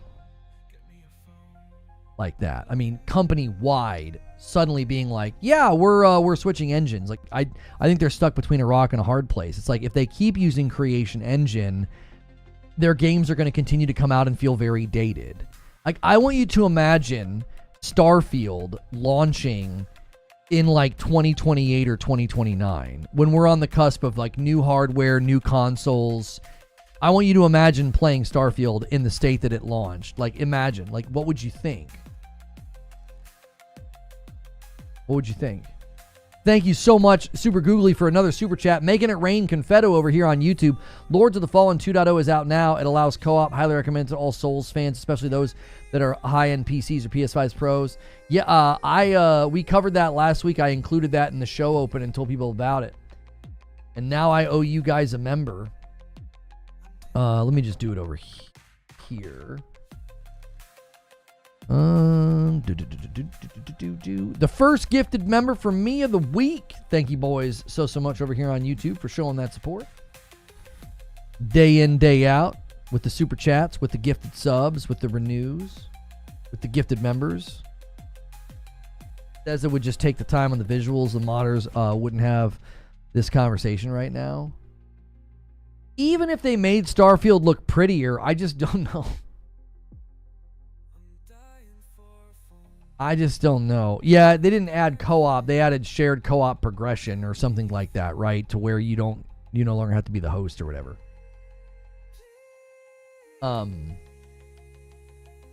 Yeah, it's not just about like the appearance of the game. It's the look and the feel of the game. Starfield just doesn't feel like a new game. Starfield looks great. I don't understand how it looks bad. It doesn't hold a candle to most of the games that have come out this gen. It's pretty as it is. I just don't agree. I just do not agree. When games like, Forza Horizon exist, when games like Horizon Forbidden West exist, and then you look at like AC Shadows, Starfield does not even, they're not even in the same league. Graphics aren't everything. So which conversation are we having? Does the game look good? Does it look like it fits into this gen? Or do graphics not matter? You got to choose, because now you just changed what you were saying. Like, the modders made Starfield look completely different within like 72 hours. Now, is that a lack of priority at Bethesda? Do they just not care? Or are they just nonplussed? Like, do they not have time? Like, I don't... What is it? And the game doesn't feel like a next-gen game. It doesn't feel like AAA big-budget quality. I never once played that game and thought, I'm playing a top-shelf game right now. No, I felt like I was playing something from like 8 years ago. I think it looks great. The issue is loading screens. They fixed the menu, UI, basic bugs, and visuals. I don't agree with that. I'm in good company. Its review score is poor everywhere. I mean, I'm in really good company. If you compare that game's reception to other games this gen, your opinion can't be wrong because it's your opinion. I'm in pretty good company with my opinion of the game. It did not land in a strong way at all. I want you to really think about that. This is the company that made Fallout. This is the company that made Skyrim, Oblivion, Morrowind. That's the company that made Starfield. And look at the game's reception in the public. It wasn't review bombed. It wasn't hated on. It doesn't feel like a game from this gen. It feels like I'm playing something from the previous gen. It doesn't. There's something about it. It does. I don't know. And I think a lot of it has to do with the engine. I really do. I think that engine absolutely hamstrings so many sections of the game. At every turn, I feel like I'm playing something that was like slightly held back. You said a few days ago reviews don't mean much. No, I didn't. That's false. You're misrepresenting my opinion on that, and I don't tolerate that. No. If you're going to come in here and lie about me, I'll ban you and you can go write a twit longer. I don't tolerate that. I didn't say reviews don't mean much. I never said that. Every time I say something about reviews not mattering, it's always in context. I'll typically say the user reviews on Metacritic don't matter. The user scores on Steam and PlayStation, I have always said, are one of the best barometers of a game's quality and public reception. That's my opinion. Like, to misrepresent my opinion on that, you're just lying. I've never said reviews don't matter much. I'll say that user reviews on Metacritic don't matter because it can be review bombed so easily. Not as much as Shadows. It's start a new mission and then kill a few people over and over again. Why are you invoking Assassin's Creed Shadows all of a sudden? That has nothing to do. That has nothing to do with the conversation. We're talking about tomorrow. We're going to hear about an Oblivion Remaster. And I've continued to say that if that thing hits and looks really, really pretty, it's going to make Elder Scrolls 6 ask some very serious questions. Like, does that game need to switch engines? Does it need to say, hey, we can't do this? And I referenced Starfield. Like I said, imagine Starfield landing in like 5 years. Oh, you weren't talking to me? I swore you were talking to me. I was like, dude, I have never said reviews don't matter. Oh my gosh. My bad, Christopher. Like, my point was, imagine in like 5 years, Starfield landing the way that it landed. We're crossing over into a new gen at that point. PlayStation 6, whatever Xbox has got, whatever Xbox has got planned. It didn't feel like a modern game. It felt like a very dated game. Elder Scrolls 6, if you're making it in the same engine, is likely facing the same problems. Super Googly with another super chat. If graphics don't matter, we should all go back to play PlayStation 1 and Nintendo 64 games. People invoke graphics not mattering, I think, at the wrong times. You can play a game that looks like Repo and have a great time. What's good, Ginger? And the graphics don't matter. That's true. You can play a side-scroller that's like pixel art and you can have a blast. So I'm not saying graphics make the game. What I'm saying is it's extremely hard to play a game that just feels dated. It feels dated. Loading screens make it feel dated. The movement and the shooting controls, the inventory, the way they set up the inventory, the graphics.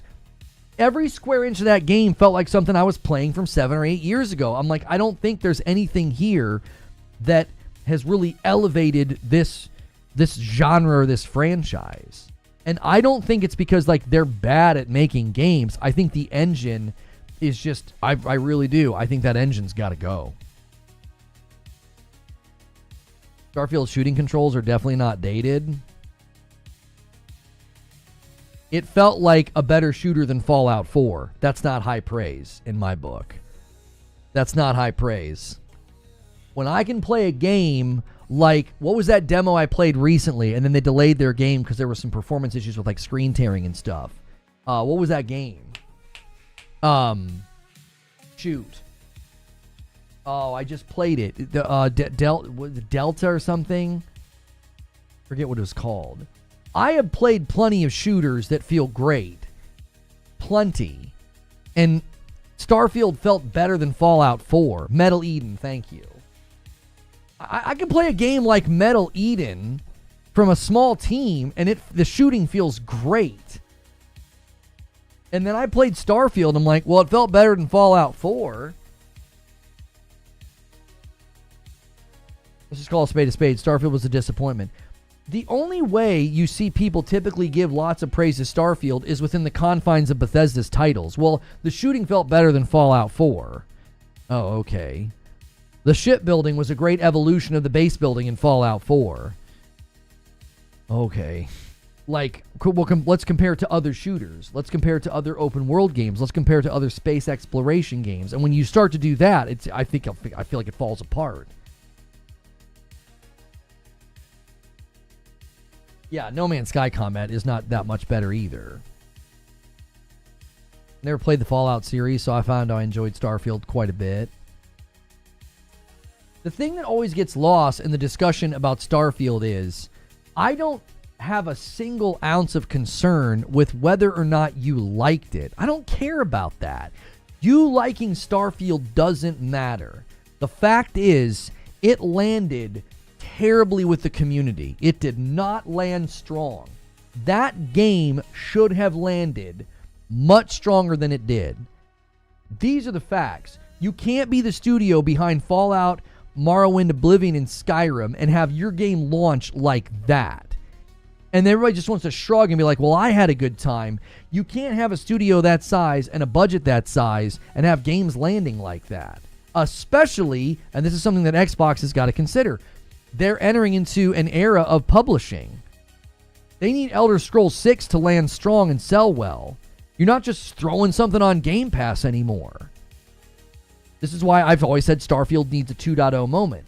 You give Starfield a 2.0 moment, you bring it over to PlayStation, there's a big crowd of Bethesda fans on PlayStation that would buy that game. Look at the sales of Fallout 4 for evidence of this. They're in a new era of time. Your liking of Starfield doesn't really register on the Richter scale of concern for me. I don't care about that. I'm not trying to convince you to not like it. You've got to see how poorly that game landed with the public. It did very poorly given the studio behind it. It did. The bigger the empire, the bigger the fall. Like, when you have a studio of that size with that level of prestige and notoriety, the bigger the stumble, right? If I stumble and skin my knee, it's no big deal. A 9-foot man tripping is like watching a tree fall over. Like, the bigger the empire, the bigger the fall. Like, when you're that size and you have that many people and you've got that level of notoriety in the gaming public, and then your game comes out and gets that level of reception, I don't know if you guys realize how disastrous that is for them. That's not good. You pull the game up anywhere and it looks bad. It looks bad. It doesn't look. Who wants to play a game with a score like that? And then look at their DLC reception. Bor with a 2-spot. Folks judging Alpha Marathon. Why not Erdtree? All right, listen. Yeah, it has a 58% on Steam. Starfield has a 58% on Steam. Oh me. What are we even talking about? Let me explain to you why people are judging Marathon's alpha and why they are well within their right to do it. Because Bungie brought it out into the public to convince us to buy it. It wasn't a leak, bro. The Marathon gameplay showcase wasn't a leak, bro. That was a debut. That was your moment to convince everybody to buy the game. And Bungie was nervous at the reception. It made them nervous. As it should have made them nervous. It's like, it's similar to the conversation we were just having about Starfield. You're Bungie, the makers of Halo and Destiny. You guys shot the live service moon by the skin of your teeth at times. You barely made it. This is something that they've admitted. 10-year successful live service game. You're Bungie, and you debuted a game, and it went over very, very flatlined, very tepid, very negative, and they're nervous. And what do they do in response? Well, we'll make the alpha viewable to the public. Oh, okay. You're playing a dangerous game now, bro. You're playing a dangerous game now. The public has already had a bad first impression of your game. And now you're going to let people stream it. And now you're going to let people put the content out there. Good luck. I would say betas and later marketing are the convincers. You know that's not true. That's hopium talking. You want the game, you want this game to do well because you're interested in playing it, Eugene. That is not true and you know it. Betas and later marketing, it comes out in 5 months. What do you mean? What do you mean later marketing? What are they going to do in the next 5 months to change people's minds? That's not enough time to do anything. In the grand scheme of development, that's a blink and it's here. We're going to blink and the game's going to be here. First impressions are insanely important. Hang on, Googly did a super chat. Super Googly says, I just won Skyrim. Oh, just played Skyrim SE this weekend. Had to bow out after 2 minutes because of how dated the graphics are without mods. If Oblivion is to be remade using Skyrim engine, GG's Bethesda. The initial reveal of anything has never convinced me to buy. I think one of the things you always struggle with, Eugene, is understanding that you don't represent the gaming community and the public at large. Like, you're far more measured and careful, and you wait. People in this industry, man, they make up their mind almost instantly on stuff like this. I played beta for games that changed my mind. Watch Dr. Lupo's interview with the game director. It's going to be highly monetized. I'm interested in Marathon, but yeah, we're 5 months away. Not much is going to be changing. They better hope it hits. We went through this with Diablo. $2 from Borbor. Every new SIE IP gets negativity and hate. It's true. Oh, stop it. Don't start claiming Sony tax. Don't even start that with me. That's not true. That is not true. In the lead up to that game coming out, I had tons of people up my nose for my opinion that game was getting set up for failure. That game had fandom behind it. That game had confidence behind it because of the name Bungie. There was no preemptive Sony tax on that game. That debut landed poorly. It has nothing to do with Sony. Nothing to do with Sony. I had so many people disagreeing with me, and they told me, they're like, no. That they're going to deliver. It's Bungie. There was no Sony tax. People thought I was hating because of my past with Bungie, and I was like, I wasn't even talking about the game. I was talking about the live service infrastructure and how they were setting it up, and it wasn't going to stand a chance because you're charging money for it, and you're telling people it's not for everybody, and it's an extraction shooter. That just doesn't sound like you're going to get enough players in the funnel. I can't wait for Skyrim and Morrowind to be modded into Oblivion Remaster, says Mikey Bot. And a super chat from P. Brog. The SP campaigns to marathon games doesn't really have a modern equivalent, but they went with the extraction trend. You guys, we all know this to be true. We've said this so many times. Like, Eugene, oh my gosh, you've said this before to people. People will defend a game and be like, it's just a beta. And it's like, what do you think they're going to do before the game comes out? We went through this same song and dance with Diablo 4. I told people they clearly don't know what they're doing. They clearly are not ready because during one of their betas, they were like adjusting the monk and they like overswung and overtuned. And it was like, they don't know what they're doing. They're not ready. They're reacting. Bungie's doing the same thing. They're on their back foot. They're like, oh gosh, we didn't expect that response. Now we're nervous. What do? React. Well, let them see the alpha. I tell you what that sounds like to me. That sounds like reactionary, hubristic Bungie. And that's not... That doesn't give me confidence in the game. They quite literally think, oh, if we let people see the gameplay, it'll change their minds. What? What are you talking about? You let people see the gameplay. And according to Luke Stevens, they kept telling people at the event, it's still early, it's still early, it's still early. You don't get that kind of graciousness from the public. The public's not going to be like, it's still early, guys. Well, you fanboys are. You guys are all over my comment section. Why are you judging an alpha? The game's not out yet. Oh, dear Lord, you sweet summer child. It's basically the product. It's basically the product. What you're seeing right now, what you're going to see this week, is largely what you're going to see when the game comes out in 4 months. Games like this can't make tectonic shifts and changes this close to launch. Everything's intertwined and interconnected. You can't start making significant changes. Not going to lie, you sound full of well, make an assessment and an argument as to why I sound like I'm full of crap instead of just saying that I sound like I'm full of crap. Do you have an argument or just like garden variety internet insult? You don't get much. You don't get that much right now, either because there's a ton of games to play and a lot of games in our backlog, so more and more gamers are playing older games. Agreed. How much could they really implement to change the game in this amount of time? I think one of two things happen. I think they get so much feedback that their feet turn to ice and they're like, we gotta wait. We're not ready, and they delay. Or they do the classic, let's build the plane in the air. They launch the game and they just try to do it as they go. And I think the main concern is you're not going to have enough players jumping in for that to matter. You just aren't. A lot of people are just going to jump in and be like, this game's clearly not ready. I'm not going to dedicate time or my money, because you have to buy it, by the way. I'm not going to dedicate time and money to something that's clearly not ready for prime time. There is an ocean of games coming out this year. This is one of the worst years to bring your product to market if it isn't ready. You're launching on the same date as Borderlands 4, by the way. It's the year that GTA 6 is coming out.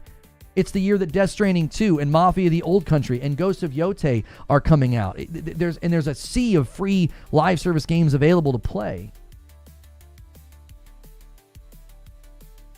The game may fail.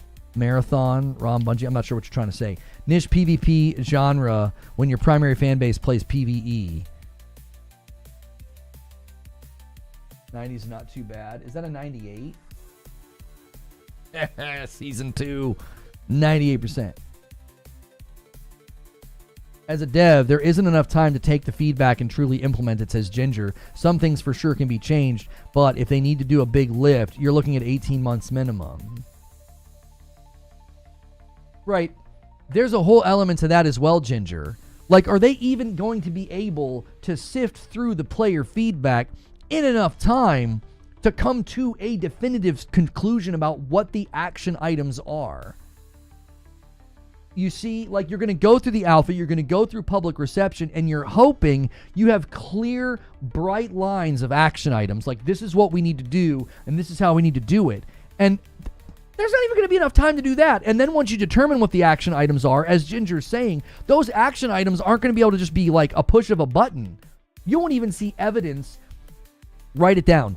Feedback from this alpha, I wouldn't be surprised if a lot of the feedback, you don't see evidence of that feedback for like a year. It takes a lot. It's not quick. It isn't quick, especially they're in the same engine they've always been in, and it just doesn't seem to ever be an engine they can make quick changes. They're quicker at making changes, but it still doesn't seem like an engine they can make quick changes in. Unless you have a clear vision and get feedback that backs up that vision, it'll be classified as noise. I hope the game is good. I don't know if the game is going to be for me, but hopefully the game is good so people play it. Oh, hang on. So you told me that I sound like I was full of crap, and here's what you said. I mean, I could have a bunch of arguments, but what does it matter? Just like you, it's just based on subjective interpretation of whatever people say or don't say, whether the game is good or not. And I apologize for the first comment. I'm the a-hole. You're fine.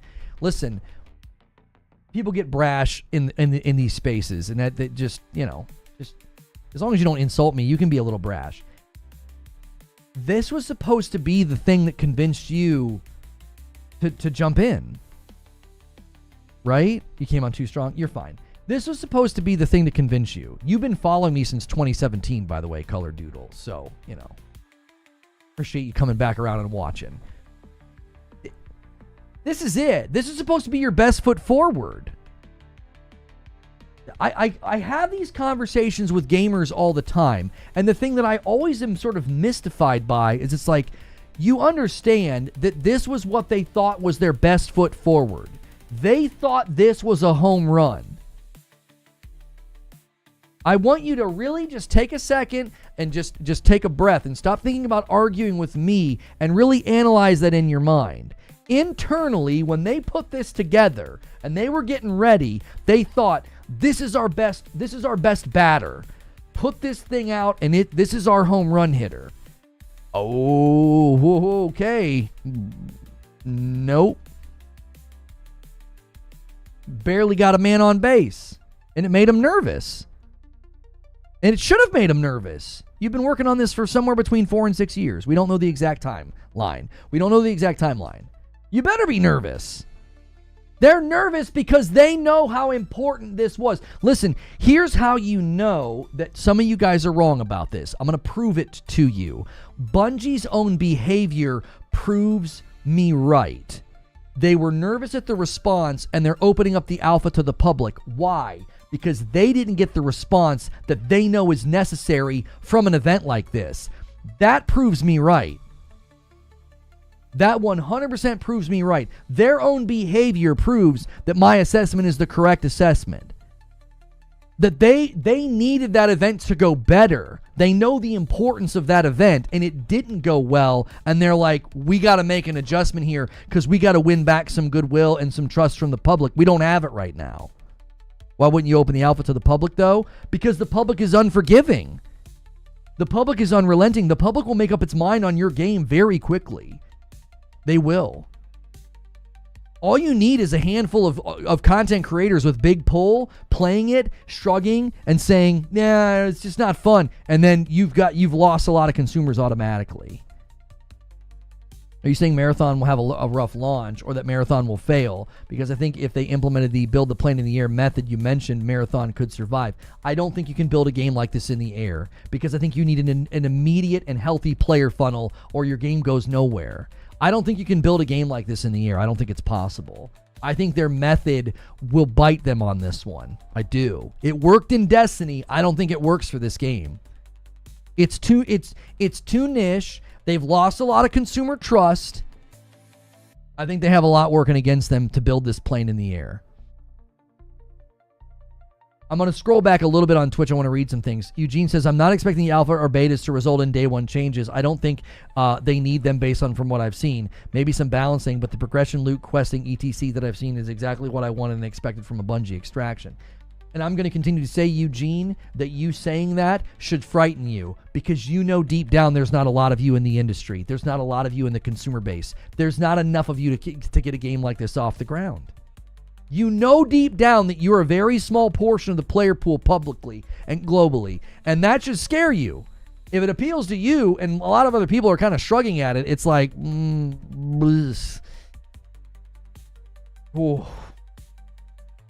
that's not a very big player base, man.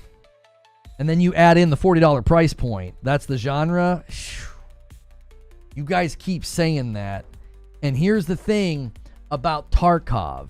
People keep forgetting that Tarkov's been around for like 9 years. 9 years of early access, iterations, and building a game alongside a community. That, I don't think this game has that ability. I don't think you can be like, well, yeah, we'll work on it and we'll kind of tweak this over 9 years. Times have changed. Building in the air worked in Destiny past tense. It's not working now. We've talked about this a lot. One of the reasons Destiny 1 was able to survive is it launched in a desert. There was nothing else out. There was nothing you could play like that. It's 2025, dude. You can put a blindfold on and throw a dart at a board of games, and you're going to hit a free-to-play game. You're going to hit a game you can dedicate tons of hours to. You can just put a blindfold on and just throw a dart. You're going to hit a game. There are so many games. This 2025 is quite literally the antithesis of 2014 when Destiny 1 launched. 2014 was like, there was nothing to play. It was like, well, I might as well boot up Destiny and run around Mars and gather materials. I might as well run my little loop on the public space looking for stuff. I might as well. There was nothing else to play. Now, again, people are like, this is boring. I don't like it. I'm going to go play something else. I'm going to play, Fortnite, Apex, Warzone, PUBG, or, I don't know, the litany of games launching. I am going to play Borderlands 4. I'm going to play Elden Ring Night Rain. I'm going to play Mario Kart World. I'm going to play, just an ocean of games. They're trying to put a tugboat out in the deep waters, and there are just aircraft carriers all around with established player bases just soaking up. Yeah, Marvel Rivals, another just free-to-play black hole, just absorbing players. I mean, I'm telling you, this is one of the worst times to launch an MVP.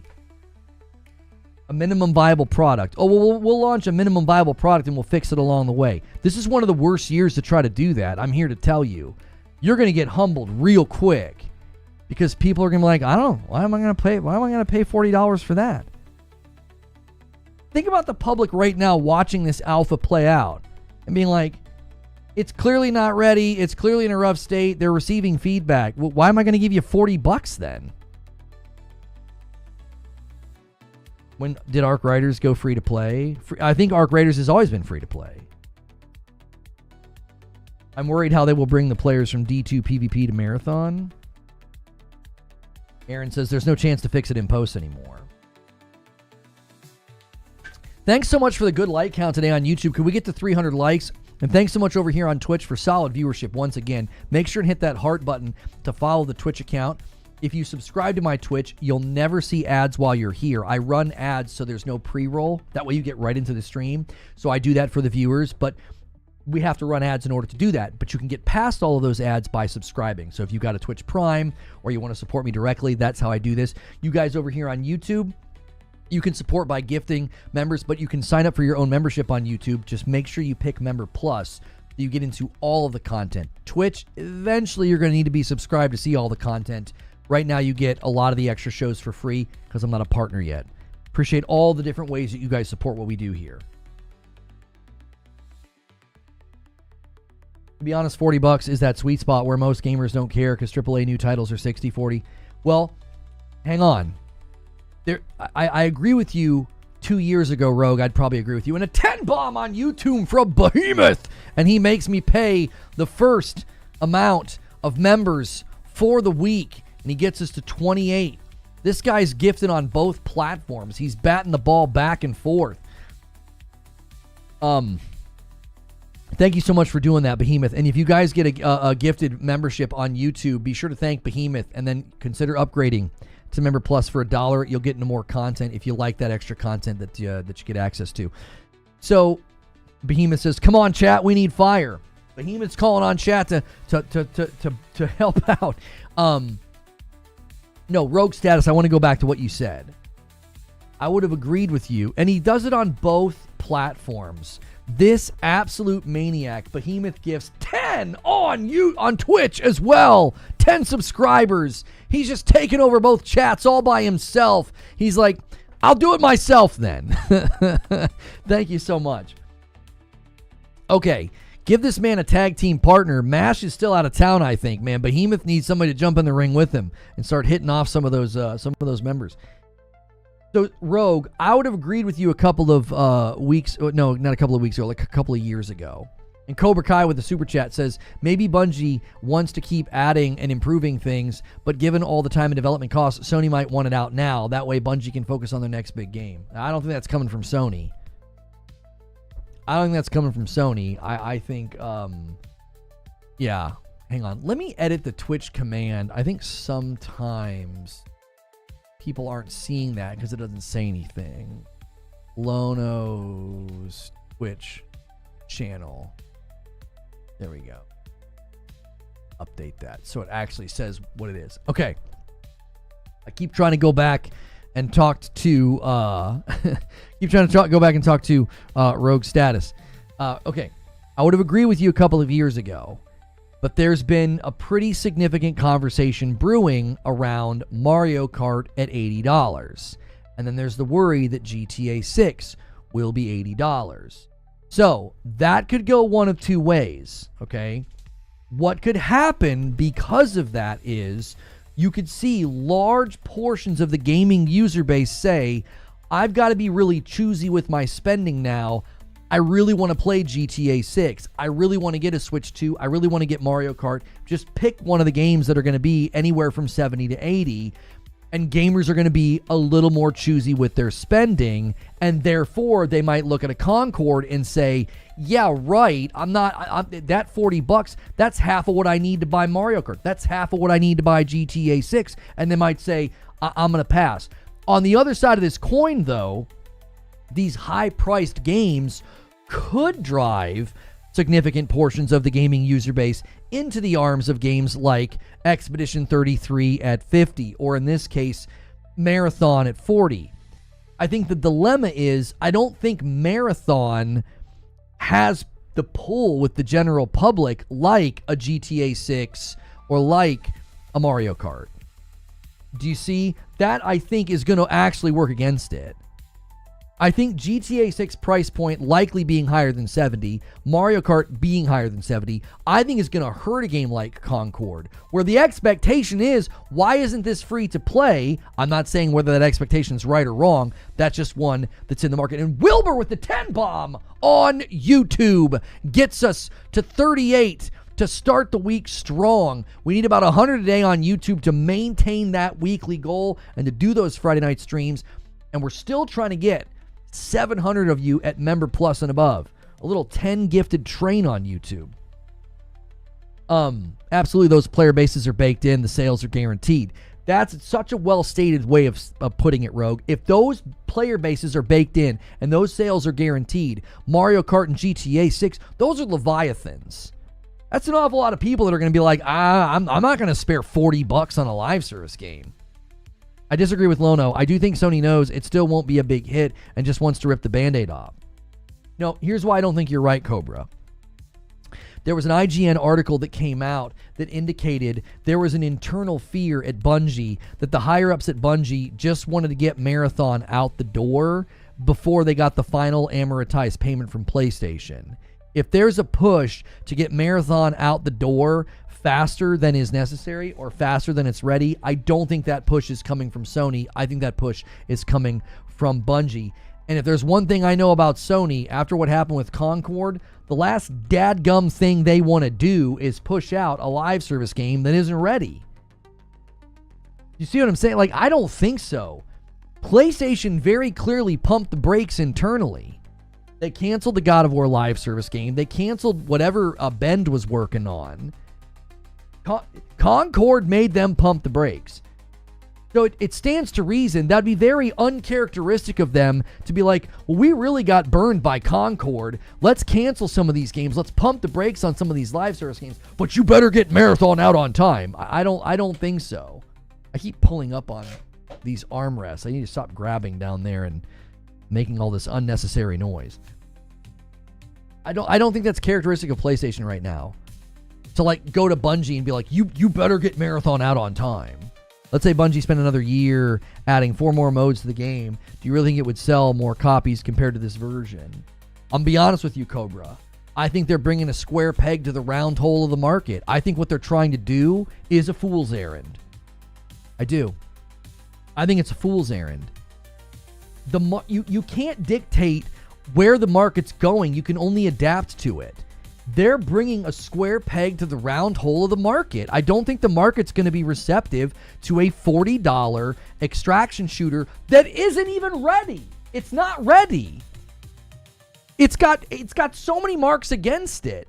The art style is off-putting to a lot of people. The gameplay seems derivative and uninspired. It looks like it's not ready. They've admitted it's not ready. They're going to let the public see an alpha, and apparently they're going to ask for $40 for it. It sounds like a fool's errand to me. The market won't be receptive to it. Isn't Tarkov paid? I believe Tarkov is paid, but Tarkov has been 9 years of early access. It's a different animal. I think that's just a different relationship. You're Bungie. You're bringing something to the market with a box price on it.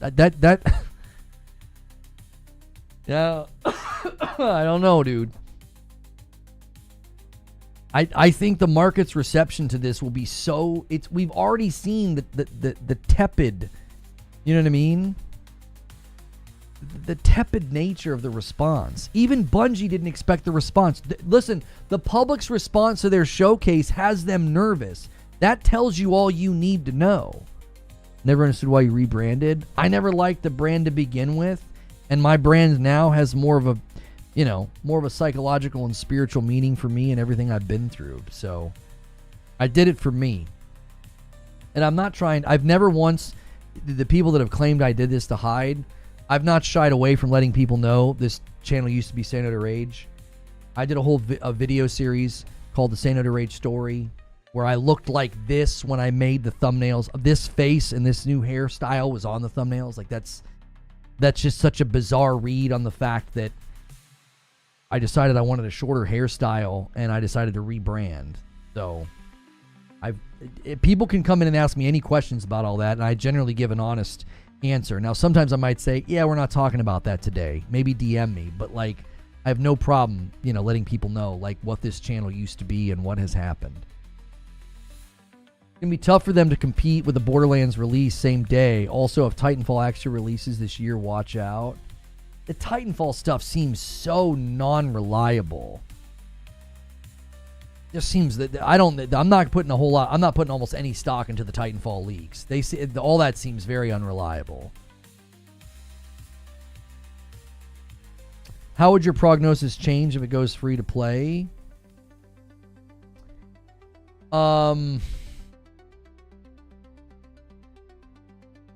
That's a really good question.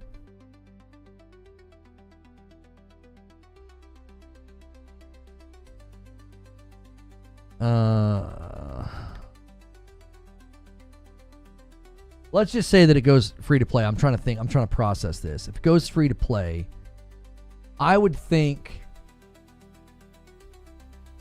the dilemma you're going to run into is it's not ready for prime time. And so I think a lot of people would boot up, they'd play for 20 or 30 minutes and be like, I'm not down with this. I think it would certainly open up your funnel to more players. But yeah, Omar's kind of saying it very succinctly. You'd have a better start, but likely the same result. I just think they built something that's only going to appeal to a small group. Okay? I think ultimately the question is, will that small target audience, will they have strong enough buy-in to keep playing, to keep the lights on, the monetization going, the player funnels going, and then the feedback as well? I could see it really backfiring on them. I could see that small target audience saying, you know what, I don't really want to do this again. I did it with Tarkov, and I don't want to do it again. I don't want to do this build the plane in the air thing with you, Bungie. I was hoping for something to come out more polished, more ready to go. It could be a huge turnoff to that target audience to feel like, I just spent $40 on another early access extraction shooter. I'm good, man. I'm gonna go back where I've got stuff and familiarity and a more complete package. If that's what you think, why are you talking about the $40 price tag? According to you, it's irrelevant. I'm not saying it's irrelevant, Crinab. I said that's just one more thing that's hurting their chances, because who's to say if you get another, couple million people to play your game because it's free to play and it's more accessible, you might find some people in there that like it. You're increasing your odds of success. I'm not saying it's irrelevant. I'm saying no matter what, I still think what they've built, number one, is not ready, and it's really appealing to a small subset of the market. And what you need is tons of people playing, you need tons of people re-engaging, and then you need that re-engagement to be healthy enough that you're getting quality feedback, quality input, and that players continue to have a good time. If your player base numbers dry up too quickly, even your most loyal players are not going to have a good time because they're not going to get people to matchmake with. If they're trying to squad fill, the connection could be bad. You could end up with really laggy matches. Like, I'm here to tell you, man, I think that's one of the biggest things working against them. Siriu21 says, a single-player game with online tacked on is a much safer bet these days. Here's what I think people are forgetting, and that's, I think you're touching on something that's even bigger.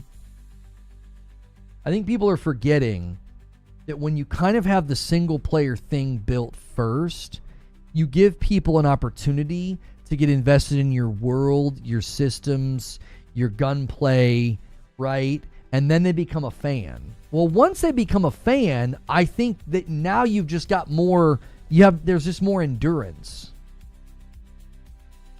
You can have more endurance with saying, well, yeah, I'm a fan of this game, so I'm willing to give some feedback on this thing they're trying to do with PvP or something to that effect. A lot of people are convinced that whatever this is was their version of Trials for Destiny 3. A lot of people think that's what this came from, some like incubation project that was related to that. You're going to call me a hypocrite, but I switched boats. I got a PS5. I'm in love. Currently playing Last of Us Part 1 for the first time. Why would I call you a hypocrite for making a change and enjoying the games after making a change? A hypocrite is someone who says, don't do this, and then they do it. Like, are you preaching to people to not do what you're doing? If you're telling people that you've switched and you're enjoying it, and you're no longer, like, dissuading people from doing it, then I would say there's no hypocrisy there. Public change of position is not hypocrisy. Milsim extraction enthusiast may not jive with sci-fi futuristic fake weapon and ammo extraction game. Rogue says, Tarkov is effing expensive. My kid has got me over $250 in that game. Pac-Man on a bike says, it's just another barrier to entry. It doesn't change the length of the road. I was giving you crap about Sony earlier, and I was Team Xbox. I mean, what were you saying? When? Earlier today? I don't see any chat history of you giving me grief.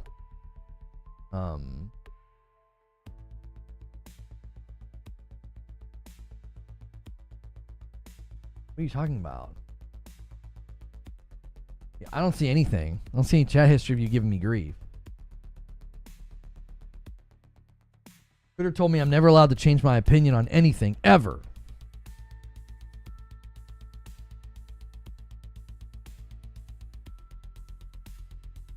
Oh, not today, a while ago. Oh, okay. I mean,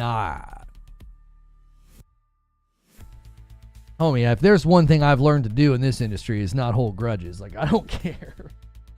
If you've decided to switch teams and you're having a good time, I'm happy for you, man. That's all I've ever told people is go where your preferences are aligned with, and then hopefully you get the best experience and you extract the most value out of the market. Like, that's what you're supposed to do. Look at the DMZ. It was a hit when Modern Warfare 2 launched, and it died because people didn't like the gameplay loop of an extraction shooter. No one likes to lose loot. Only the hardcore guys did. We haven't even talked about the seasonal wipes, but like, I think that's quite literally required for this type of game. And because that's what a lot of the guys that play these types of games have said. They're like, well, yeah, of course there's seasonal wipes. What do you mean? Of course. We go, yeah, you've got to do that. I mean, good luck telling that to the portion of your player base that's coming from Destiny. Good luck. The DMZ first season wipe killed it for a lot of people. It did. I remember there being a lot of negative feedback to that. And I remember thinking like, well, they've got to do something. Anybody that plays any FPS shouldn't participate in console fan wars. In FPSs, we can see how lack of competition causes stale gameplay. Competition benefits everyone. In what regard do you think that like there isn't a lot of competition for shooters right now?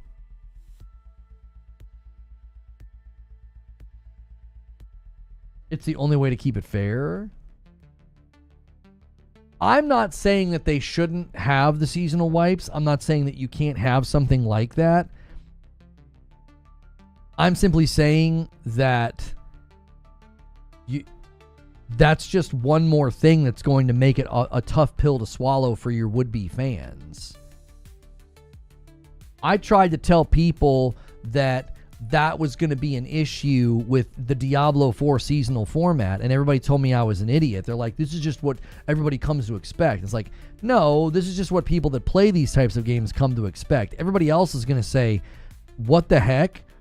I can't play the seasonal content with my character that I've been grinding with for the last couple of months. Laggy Pixel says, welcome back. Thank you so much for welcoming me back to Twitch. I appreciate that. You guys remember how that went over. I had so many people telling me that I was out in left field on that. And I said, the general public is not going to be receptive to that. They're not going to be receptive to like, oh, I just grinded this character, and then when season 1 begins in Diablo, I can't partake in any of the content unless I start a brand new character. And guess what happened? Everybody hated that and complained about it. It didn't make any sense. To even the more mid-lane player, a casual all the way up to like a mid-lane player, it was a deal breaker for a lot of people. You're just creating one more, potential barrier. Seru21 with the 10 bomb on YouTube. Nothing but 10 bombs today. People are turning their nose up to the 5 bombs all of a sudden. Thank you so much. 3 10 bombs today on YouTube. 2 away from the 50 spot. Holy mackerel. Let's get somebody on Twitch answer back. Don't and the single's going to come in from Stonespire. Stonespire's going to do what he always does. He loves to round these out, man. He's going to get us all the way to 50 nice and easy. And I'll owe you guys some more members. My opinion, says Bullet Gorillas, you can't compare Tarkov to Marathon so closely because Tarkov's a brutally hardcore extraction shooter and Marathon's not built to be that. Well, and Shroud had interesting thoughts about that and how the friction is what made people fall in love with Tarkov. Thank you so much. Another one coming in from Stonespire, hitting us right on the bullseye at 50. Thank you so much. Shroud essentially said that, like, that friction is what made people fall in love with Tarkov, okay? And if you remove that friction, you're going to make it really, really hard for a game to hit a place where... Did I do the 5 bomb that I owed you guys? I think I just did the 1. I think I owe you 10 right now. I think I just did the single. Let me scroll up and make sure. Yeah, I just did the single. Okay. Let me do the 10 bomb that I owe you guys over here on YouTube. Tarkov's animations and gunplay is unparalleled. Excuse me.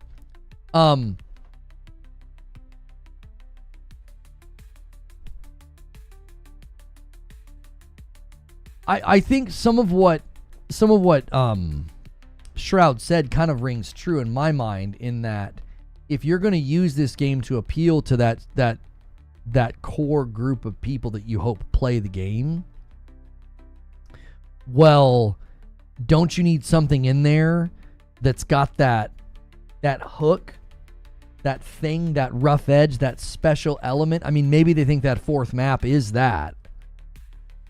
Maybe they think that fourth map is like the thing that'll really hook people, but I just don't know. It'll be less accessible than the base maps and the base gameplay experience. I couldn't possibly understand what goes behind the decisions made by game devs these days, but I would never make an extraction shooter. No hate towards Tarkov, says Multiplied, but I really think Tarkov players just want more Tarkov out of every game that is not Tarkov. At least that's been my experience. There were a lot of people like that with Destiny, Team Multiplied, like over the years. And typically what they would do is they would go and play the new game, and they would compare it to Destiny, complain, and then they would eventually go back to Destiny. But like, that to me is, I don't think your observation is off the mark. I think a lot of people could do that. And then so they would go and play something like this, and they'll compare it to Tarkov the entire time. They'll be angry that it's not Tarkov, and then they'll go back to Tarkov. Are you going to play Marathon? I'll probably play it like the afternoon that it comes out. I'll grab a couple of people from my community that have been, in the alpha, and maybe have some, maybe they can put me in their backpack and carry me around. But like, both figuratively and literally, because I'm so short. But yeah, I don't have a whole lot of interest in it. I don't have a whole lot of interest in fair games either. I've continued to say that I think PlayStation's live service attempts have been, I think they've been pretty misguided. I think Helldivers 2 gave them this sense of, let's keep trying this, and let's also keep charging money, because if you have the success of like a Helldivers 2, it's worth it. And then, future projects are funded, and, Arrowhead's in a great spot. But I think the issue that you're going to run into is, like, so Fair Games is a competitive heist game. In a similar vein to like with Marathon, I'm saying, who asked for that? Like, where is the demand for that in the market right now? This is what I think's going on. Because apparently Ubisoft is going to be making a battle royale that's very similar to Apex. And what I think's happening is, I think a lot of these companies are placing a bet. I think they're placing a high stakes bet. And they're saying, listen, we could lose on this. What we risk losing is worth the potential return if it hits and it's successful. Like, I think that live service bug, that Fortnite impact has made a lot of studios and publishers say, I say we take a crack at this. And if we lose, we lose. But if we win, holy cow. That's what it feels like to me. This should put Marathon on PlayStation Plus and Game Pass to get an immediate player base. I don't think that makes much of a difference. It didn't do much for Foam Stars. $5 super chat tip from Def Driver Gaming. In PvP, what do you think about skill-based match? I can't stop clicking on your message. What the heck? What do you think about skill-based match damage? Warzone is running WoW with that crap. Thank you for making it rain confetti with the super chat goal. Every time you guys do that many super chats, I will gift a member. There we go.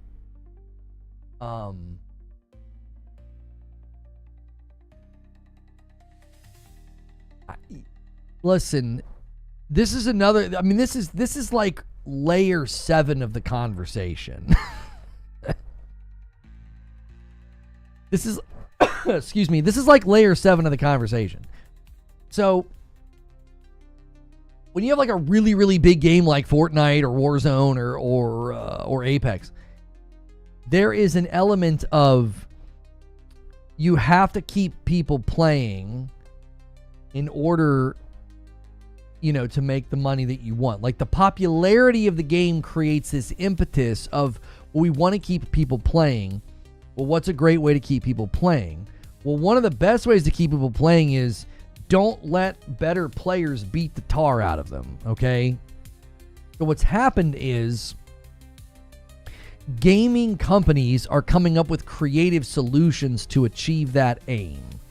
So you might see bots get put into the lobby so that even a bad player can drop and get some kills, feel some level of accomplishment, and then as long as they feel that and progress and all the little blings and chingarings and rewards, like when you play Fortnite now, it's unreal how many things you're getting. Just, you play and you walk 10 feet and they're like, you discovered a flower patch, XP. And like, they're constantly going bing, bing, bing, bing, bing, bing to all, they're just trying to make your brain go dopamine, dopamine, dopamine, dopamine.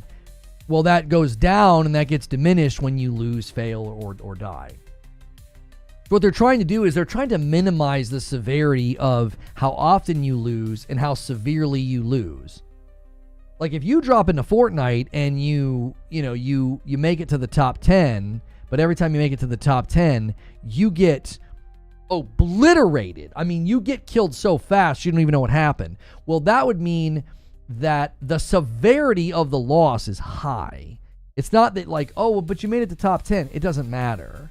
The player's going to feel like hopeless because they're going up against somebody where the skill gap is a chasm. Like it's just this massive, massive gap between them and the players that they die to.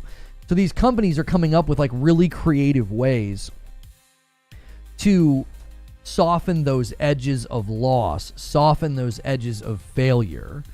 They're just continuing to try to do that. So they use things like skill-based matchmaking. They use things like, bots in lobbies that are like free kills, basically. As your super chat seems to indicate, people have always believed there's some kind of skill-based damage or aim assist or something in Warzone. In general, I think that whenever you find a game that is trying to find their way through that forest, all they're trying to do is they're trying to maximize player engagement. They've accepted the fact that you might stop playing because of skill-based matchmaking. But what they're trying to do is, if you stop playing because of skill-based matchmaking, but there's 10 to 20 casuals that keep playing because of skill-based matchmaking, to them, that's a win. That's a net gain. Does that make sense? I think a lot of these companies have just come to grips with the fact that skill-based matchmaking will drive players away, but the number of players it drives away is smaller than the number of players that it keeps in the funnel. And so they crunch the numbers. It's very, very cold and calculated. There's no passion, love, or care or empathy here. It's just, we're willing to let you feel bad and angry and quit playing because you're a smaller number than the people that keep playing because we treat them, with kid gloves.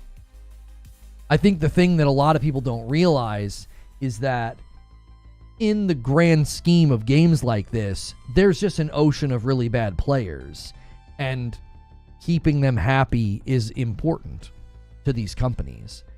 The irony is there's a market for first-person shooter with MMO elements like dungeons and raids, and Bungie has the whole thing cornered, but they opted to move focus to Marathon and let their breadwinner languish. With that in mind, I think the Destiny players that would have jumped into Marathon will 100% go to Borderlands because it's much closer that they want from it to what they want versus an extraction shooter. Nazriel, I think that's well stated, but I also think this is something that I think Bungie has faced for a while. They can't build the game they want to make because of the engine. They can posture like the engine's fine and it's not archaic and doesn't have issues. I don't believe them for a second. The game that they want to build, the ongoing MMO action looter shooter, I don't think they can really build it because of the engine itself. I think the encounters continually show that like there's just a limit on what they can do. What about creating a game that still feels good even if you lose? I would consider that a well-made game. Creating a game where it feels good even if you lose That almost sounds like, I don't even know. I can't think of what that sounds like. That sounds like an impossibility. It sounds like one of those unsolvable puzzles. You know what I mean? You ever seen those puzzles where, like, it's unsolvable and they just do it to irritate people and they try to solve it and they waste a bunch of time and they can't solve it? We agree on that, but the choice should have been D3, not something completely different, along with 4 other random projects that they greenlit. Bungie just need to keep out the sweat T1000 Terminator players who just hunt people down without actually engaging with the other mechanics in the PvE side. I lose all the time in Apex, but it feels good to me, says Super Gaming. That's not an online game at that point then. That's Animal Crossing, and you never lose in Animal Crossing. That's Hades. I will say that rogues could be educational here. Right? Rogues could be educational in how do you make a live service game where there's elements of pain and there's elements of loss, and yet it's laced with progress. You say the encounters in Destiny are not improving. Look at the Rolk fight or the Witness, stuff that would be crazy to think would be possible in Destiny. I mean, are they any crazier than what was the encounter where, like, you drop down in and see the huge dragon? What was that one called? Riven? They've been doing pretty crazy encounters for a while. What do you mean? Like that, I'm not saying they can't do crazy encounters. They can't do crazy impressive stuff, but I continue to think that the engine is holding them back. Like that, I've always felt that, and I mean, maybe I'm wrong. Maybe my distance from the game, maybe I'm ignorant. But I've always felt that engine has limitations. Also, peer-to-peer has limitations as well. Maybe that's the bigger hamstring. DayZ does that, says Hilly. Like, the permadeath works because the game is going from rags to riches. When you're geared, it's a nightmare because you're a walking loot box for other players. A death is a fresh start and a new adventure.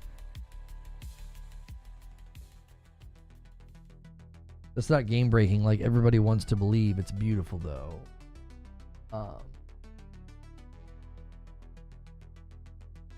Like Helldivers 2, for instance. I don't think it's about losing. It's about competitive.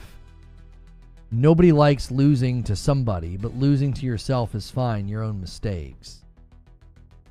I mean, I've always said I feel like there's a psychological nature to why losing to a boss in PvE doesn't sting like losing to another player.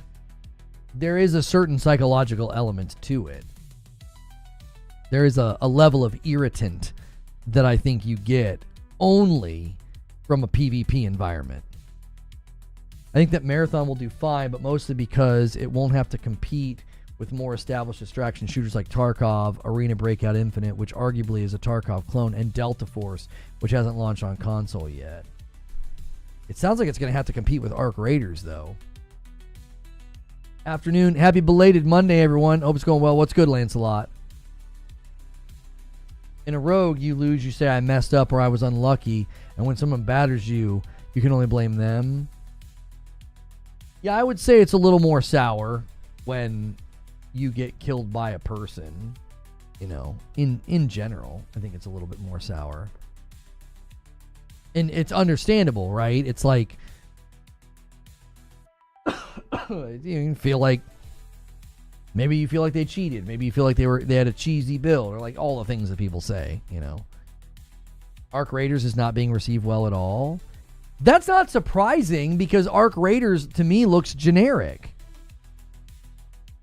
I think it looks generic. It does. It went from being like some PvE game where you were going to like, almost like Helldivers adjacent. We're going to have these big, huge world boss fights. And it's like, well, no, it's third person extraction shooter. And like the environments and the characters look very generic, you know, and the graphics look too good to be true. Way too good to be true. I'm like, there's no way that game's going to look and run like that. Multiple playtests and alphas. Yeah. Arc Raiders effed up. They were onto something, and then they did what they have now.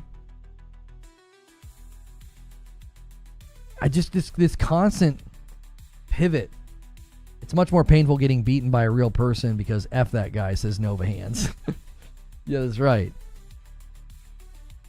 You ever even heard of Arc Raiders? It had this whole vibe. This song is great. What do we listen to? Oh, this is Ride or Die. I haven't listened to the playlist.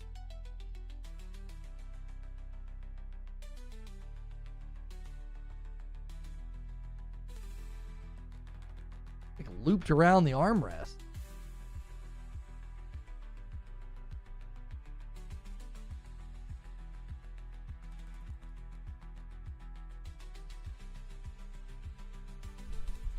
Oh yeah, this is a good one. Yo, it's Good Fly Society.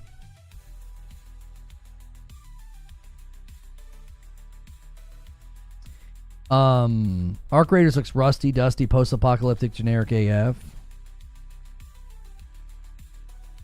Last Thursday's high point for the D2 player count was 3,617. That's comically low. Are you talking about one platform? That can't be what Charlemagne said. Look at the GIF in Discord. Where is that vibe? It's not just that vibe. Like, remember some of the earlier posters? This. I'm talking this vibe. Oh, where's the full resolution version of these pictures? Come on, Google. What the frick is that?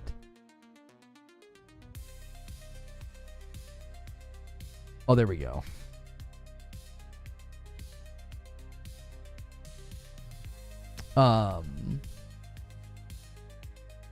Where is this? Like, look at the outfit, look at the gun, look at the 70s, 80s. Like, where is this in Arc Raiders? Like, what happened to this? Look at her helmet. I look at his helmet. Now all of a sudden, you go and look at it, and I'm like, it just looks like another third person, just another generic third person extraction shooter. Does it look like Concord? I mean, Concord had a vibe. It did. Before the game came out and we actually saw it in action, Concord had a whole vibe, yo. It did. It had a vibe. It was like the music, the spaceship, the lettering, you know? Oh, you're just looking at Steam. Yeah.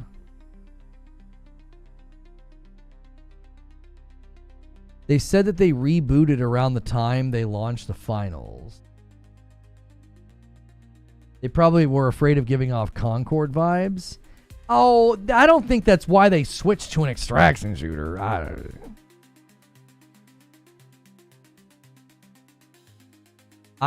don't think that's why they switched to an extraction shooter. I think I'm telling you, something happened somewhere where like a bunch of studios suddenly thought, if we're going to enter the live service market, that's the untapped genre. We'll have less competition. Think about it. I tried to tell you guys. I remember somebody telling me, I forget who it was. It might have been you, Eugene. I said, there's all of a sudden a gold rush on extraction shooters. I don't know why, but they're going to oversaturate the market. There's only going to be a couple that actually make it, right? Because there was a handful that came out, and then there was a handful that were announced. And then all of a sudden, Arc Raiders was extraction. Then we learned that Marathon was extraction. And I'm like, I don't know why everybody suddenly decided that that was the genre to tap into, but here we are. Here we are. I was talking more about the vibes. I mean, but they haven't changed the font or the art style of the key art for Arc Raiders. The gameplay certainly doesn't look like that anymore. Eugene's credit, he did say that the trend 3 years ago, the next trend was extraction shooters. Oh, he thought the next trend was going to be that, which I didn't think that was hard to see. I felt like every game announced was an extraction shooter. And I was like, I don't think that's got legs, man. I remember playing the DMZ, and I remember watching the way that all played out, and then watching the response, and then watching it kind of rise and fall as quick as it came. Oh, when it dropped to that player count, there was maintenance going on. Yeah. The person who said that Rogue, D2's player count was at 3617. Yeah, that was just Steam, and it was during maintenance. DMZ didn't support properly. Right, but if track with me here. If DMZ would have been popping with lots of players and it was super popular and it was a means of them making money, they would have given it proper support. Their lack of support speaks volumes. I think it speaks volumes.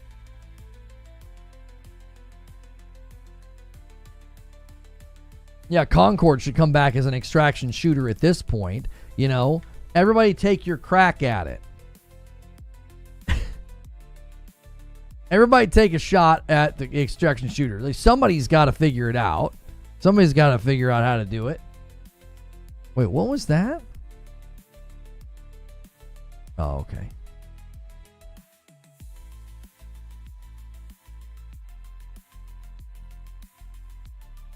The Concord trailer looked like an extraction shooter.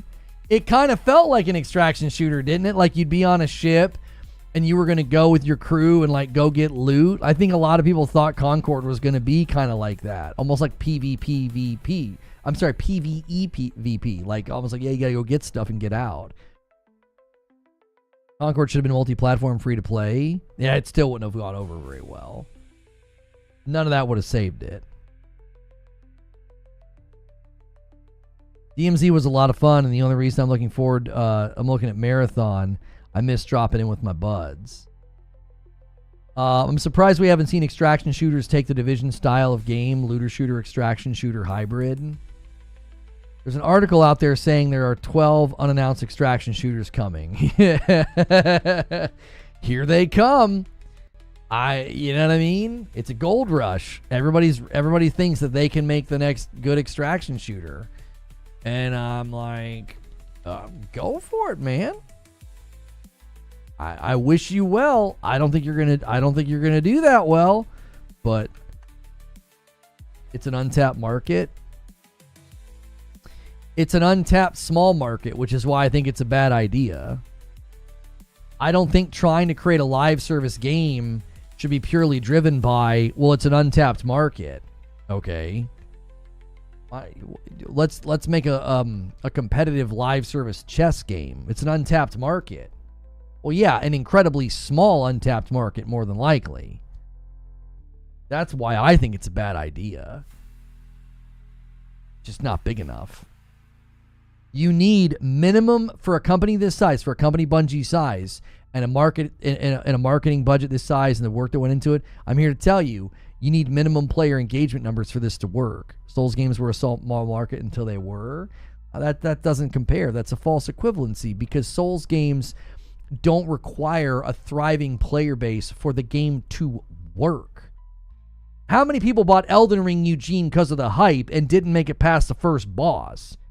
Okay? That's exactly right there why this is a tough sell, because like if they don't make it past the quote-unquote first boss in Concord, they're gone. And then now what do? Then you lose people and they're not playing. In Concord can't, not Concord. Marathon can't function without a player base. It can't. It's a necessity. Elden Ring and all these other games can be just fine when a bunch of people buy the game and leave 2 weeks later. Those games are fine. They made their money. You know, people got to experience something new and fresh. Yeah, Armored Core 6 Baltius. You have so many people out of that game. Bought Elden Ring. It took me almost a year to finally play. Yeah, I'm here to tell you, man. I don't know. I just the taste of the tastes and preferences of the player base at large, I don't think is conducive to this style. I don't think it is. I don't think you'll be able to convince people that Like, buying a game like Elden Ring and being like, well, I tried it, I didn't like it, it was painful, I'm done. That's not quite the same as like buying a game like this and then trying it. It's like once you do that, it's like, well, now I'm out. What made you jump to this conclusion? A literal direct quote from Phil Spencer, LOL.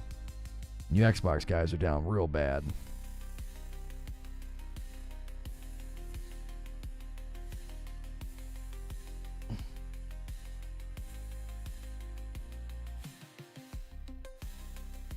This feels like when we would talk about a game being a Destiny killer and Bungie always came out on top. Now Bungie is wearing the other hat. Yeah, it kind of feels that way, gangs. I don't think they're trying to come in and be an anything killer. Siri with the $5 super chat tip says, do you think we're getting too many generic FPS games from Sony because they were worried about the Activision deal? What do you mean? Where are you getting generic first-person shooter games from Sony? What games are you talking about?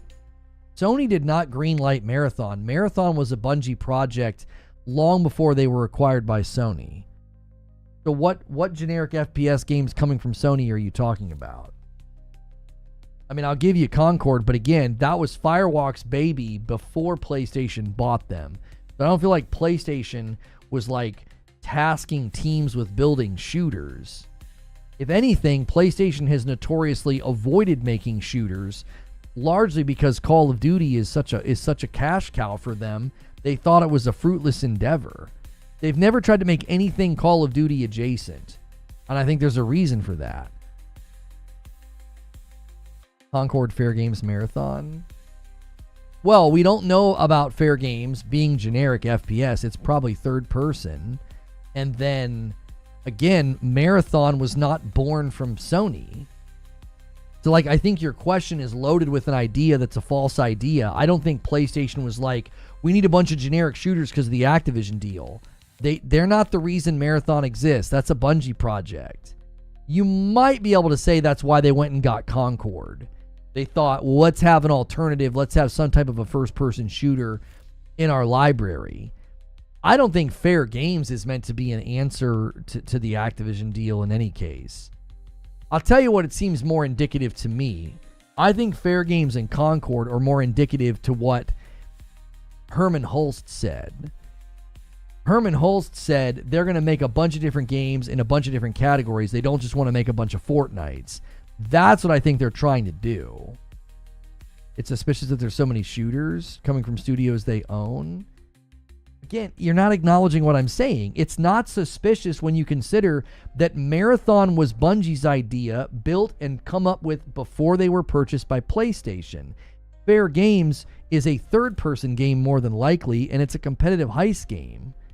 That doesn't feel like them trying to do a generic shooter because of the Activision deal.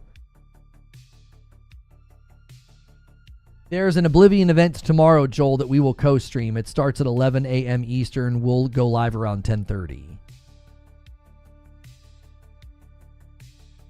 Like, I get what you're saying, Siriu. If I was a betting man, I would say the reason we're seeing Helldivers, Concord, Fair Games, like the reason we're seeing those, I can't count Marathon in the mix because, again, that wasn't something born out of PlayStation. That was something born out of Bungie.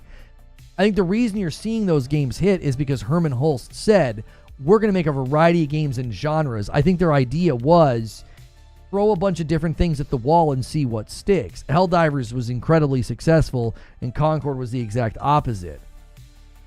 To them, let's say Fair Games lands somewhere in the middle. They make a little bit of money. It does okay. They learn some good lessons and get some good intel. They might be happy with that. I don't know. I don't know what their overarching goal is. Call of Duty is generic, but the formula is tried and true. Yeah, in general.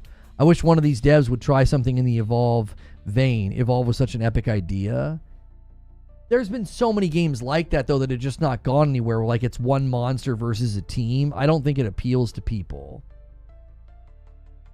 Yeah, Marathon's next gen only. I'm more interested in the Marathon universe than the Destiny universe, which has turned into an incoherent mess.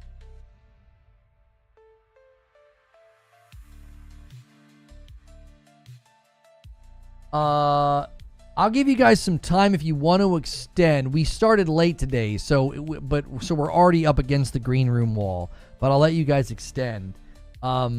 If either platform hits their goal, if we hit the 85 over here, if we hit the 100 a day, we need 100 a day over here. We hit either goal, we'll extend. But if not, in about 10 minutes, we're gonna have to go to the green room. I liked Evolve, but the flow of the match was almost always awful. It felt so exhausting. It just a cat and mouse. It just felt so exhausting. I think it's a cool idea, Donkey Kong, but I just don't think enough people want to play a game like that. They either don't want to be the monster, or they get tired of chasing the monster. Like I don't think the gameplay loop ends up being conducive to most palates. They're just like, yeah, this gets old really quickly. I feel Sony has great shooters like Resistance and Killzone that they're sleeping on. I bought PS3 for Resistance and Killzone. Yeah, but I keep coming back to that, Jekov, and this is what I say. The reason they don't do that is because they know the target audience for a Resistance or a Killzone is the Call of Duty audience. Why? Why target that audience with anything? You're like, annually they're going to buy Call of Duty like crazy, right? They're going to buy it like crazy. You get like 50% of the annual sales of Call of Duty on your platform, right? Why target those people with anything? Just let them keep doing their thing. Just stopped by to show Marathon Height. I hope it's good for y'all. Titanfall 3 might steal the coffee audience if done right. The coffee audience. Did you mean to say casual? Oh, the COD. I was like, what the frick? The coffee audience. That is a weird typo. I mean, it's not a weird typo. It makes sense. Oh, he's back in town. A 50 bomb from MASH gets us exactly to the goal. MASH, I don't know if you're here. I don't know if you've heard the word on the street, but we're back on Twitch, MASH. I am simulcasting right now. We got it last week on Monday. You'll be very proud of the YouTube homies, MASH. They carried the torch well for YouTube last week. They hit a crazy number. It was like 600 something members on YouTube last week with you on vacay. And YouTube and Twitch answered back. Twitch hit like 800 and something sub points last week on Twitch. So glad to have you back in town. They kept bringing your name up all last week. They're like, wait till MASH gets here. Wait till he learns that we're back on Twitch. They're going to learn the Twitch audience is going to learn MASH's name real quick. Awesome job. Congrats. Well deserved. It was a heck of a ride, MASH. It was a heck of a ride. About a month ago, I emailed Dan Clancy, the CEO of Twitch, and I was like, hey, I'd love to come back to the platform. You're talking about welcoming people back to the platform. We go back and forth a couple of times, and he says that he said the team is going to reinstate your channel in a few weeks. Well, a few weeks go by, and then he tells me that the team has changed their mind. And I'm like, well, what changed? And he said, well, hold tight. And then Monday he says, did you get the emails? And I'm like, yes, I got the emails. I was suddenly reinstated.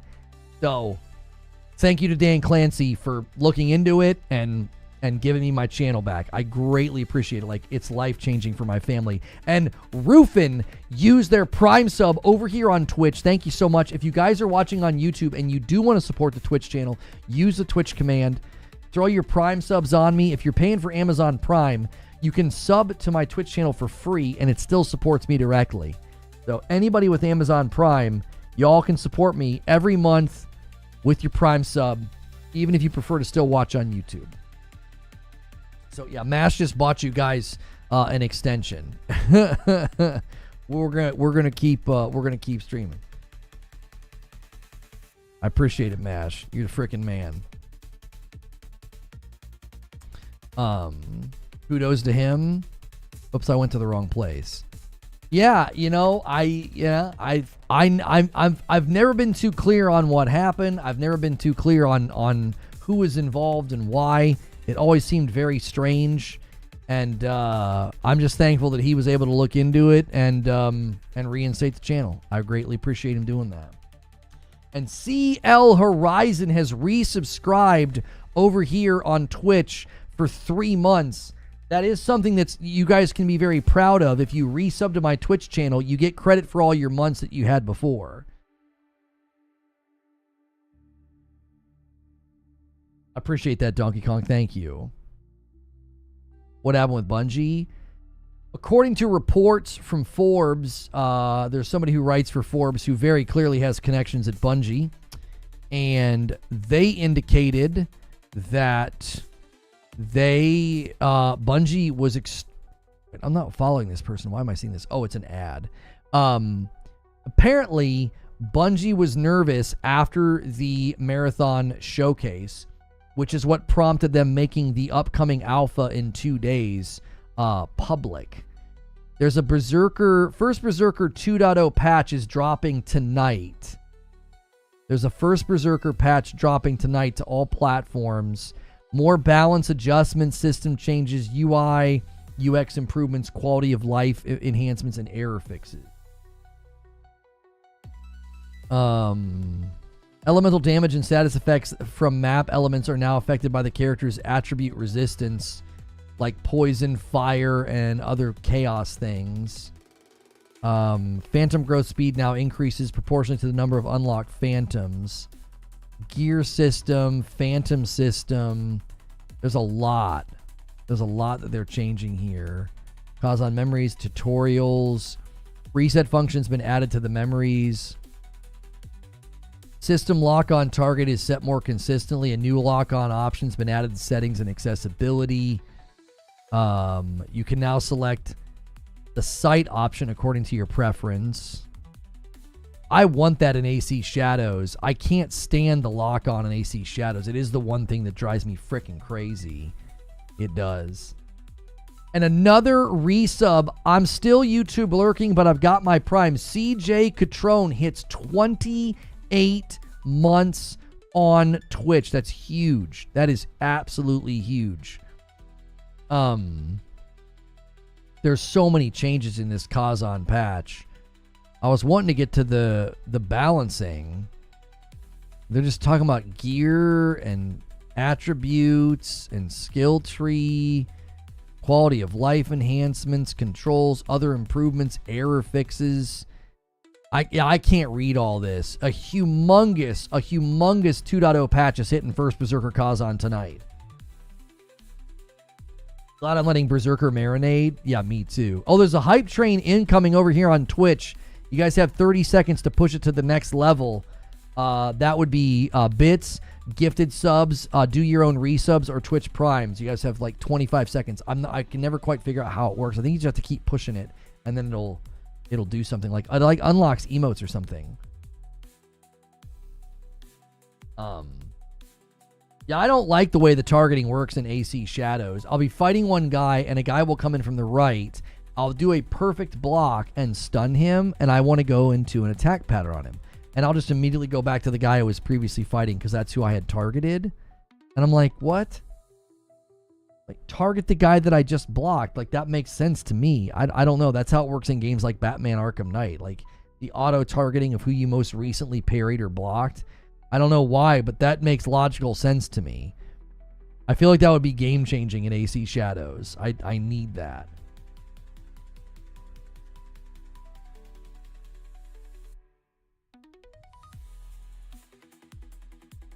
I got a question about Lords of the Fallen 2.0. Did you know if 2.0 release actually fixes the game where it's playable? I've heard nothing but good things about the 2.0, Joel. It makes a lot of quality of life adjustments to like movement, dodging, and other things. Like, I've heard very, very good things about the 2.0. There are people in this community that jumped back in that said it made a significant difference. Yeah. Hang on 1 second.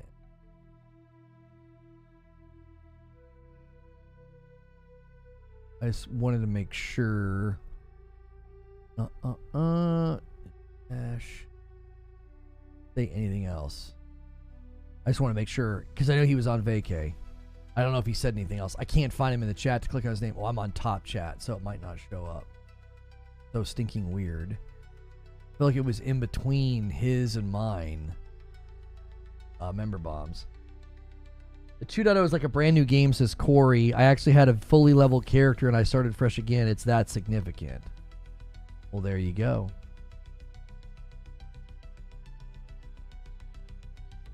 Mash is back. I love that show. Thinking about getting a Pro for AC Shadows. I'm playing on quality mode on the Series X and the 30 FPS is rough. It's so crazy to see you back on Twitch. Congrats. Thank you, Solid Snake. I appreciate that very, very much.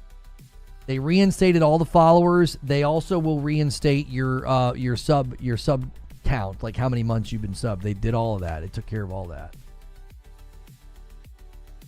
Yeah, getting to play AC Shadows with the global illumination at 60 frames per second, it's just freaking game changing. It looks unbelievable. Lords of the Fallen is better on PS5 or PC in terms of performance. Well, that's a relative question because it would depend on your computer.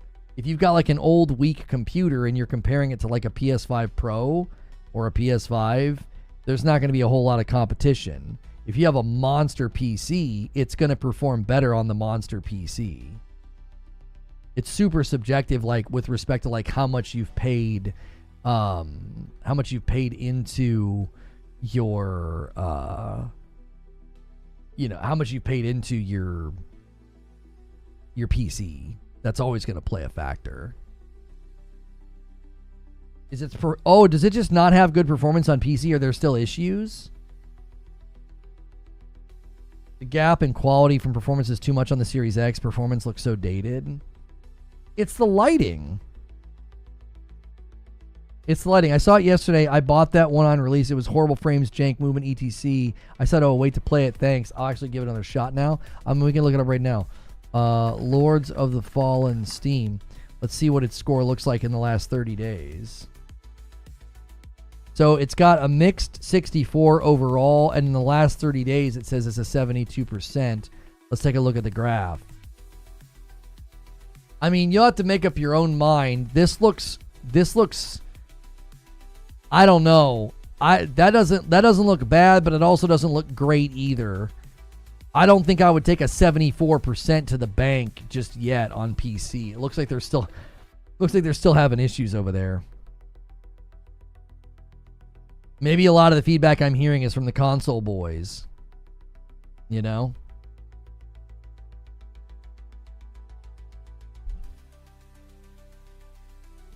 Have to read the actual reviews. It can be hard to know what you're dealing with. You could be dealing with people that have like underpowered rigs that are, not paying attention to the system specs, but it could also quite literally be a game that has issues, It quite literally could be a game that has issues.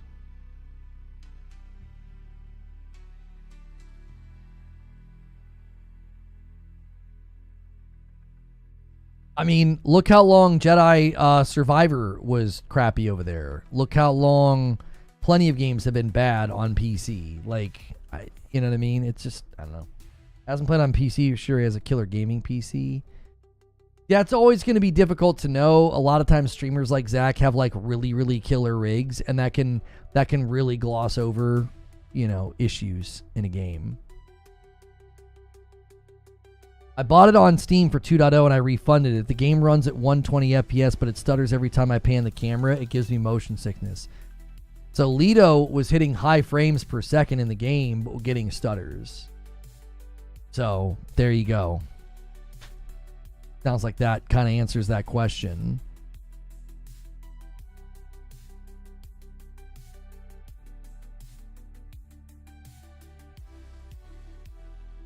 One to 4 player first-person co-op survival horror game Scary Cargo has been officially announced. What are we looking at here?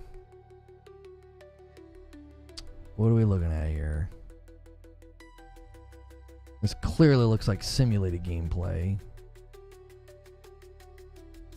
But it obviously could be great. They just announced it.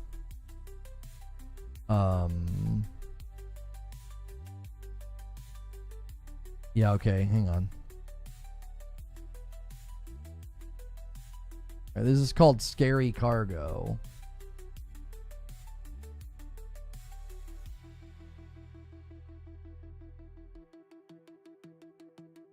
Okay, so those guys can't shoot. They're carrying boxes, and we got a guy that's going to have to defend them. Obviously can't fight that guy.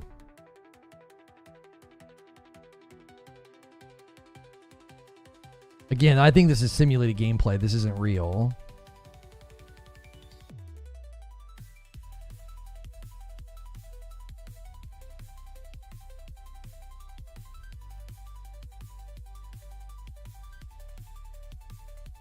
I mean, this seems like an interesting way to set up the game, right? Like, is there a constant pressure to run from the dragon? Like, is there no fighting the dragon? And now we're in this context of, like, sort of haunted halls of a haunted house horror game where you're going to have to, like, defend your bros. Interesting that he has opted to not shoot at anything. What game is this? This game is called Scary Cargo. There we go. We got him to shoot at something. This is 100% simulated gameplay. This is not real or raw gameplay. Oh, great. So whatever you kill reanimates. Okay. Uh-oh.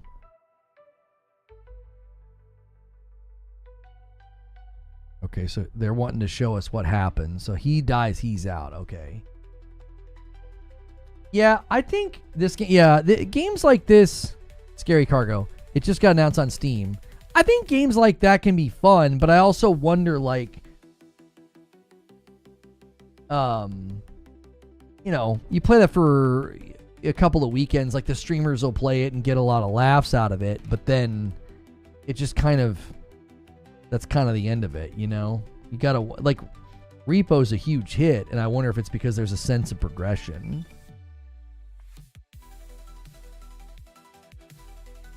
Repo kind of took over, and I wonder how long that's gonna last. And they probably don't care. Like, when you hit that level of popularity, you probably don't care. You know, you're able to make that that insane amount of money, and then that's it. That's all you really needed. You can just now continue to iterate, improve your game, add new stuff, add new content. You know. Put a pin in the sequel, you know, kind of like what happened with Among Us. You're probably happy when people move on to something else. Yeah, at some point, Reckless, right? Like, you just kind of ride it until the wheels fall off, and then you're like, well, we can either retire, you know, like the team size of a game like Repo, like with the level of sales they've received. It's like, well, you could either retire because your notoriety and success has just been so astronomical, or just, you know, work on the next game. Games like those, the party games, they've always been, to me, a few weeks of playing and then it's done. I've never understood how people play those kind of games over and over, but I'm jealous of the dedication. Corey says, for reference, Lords of the Fallen is in the summer sale on PSN, which ends Thursday.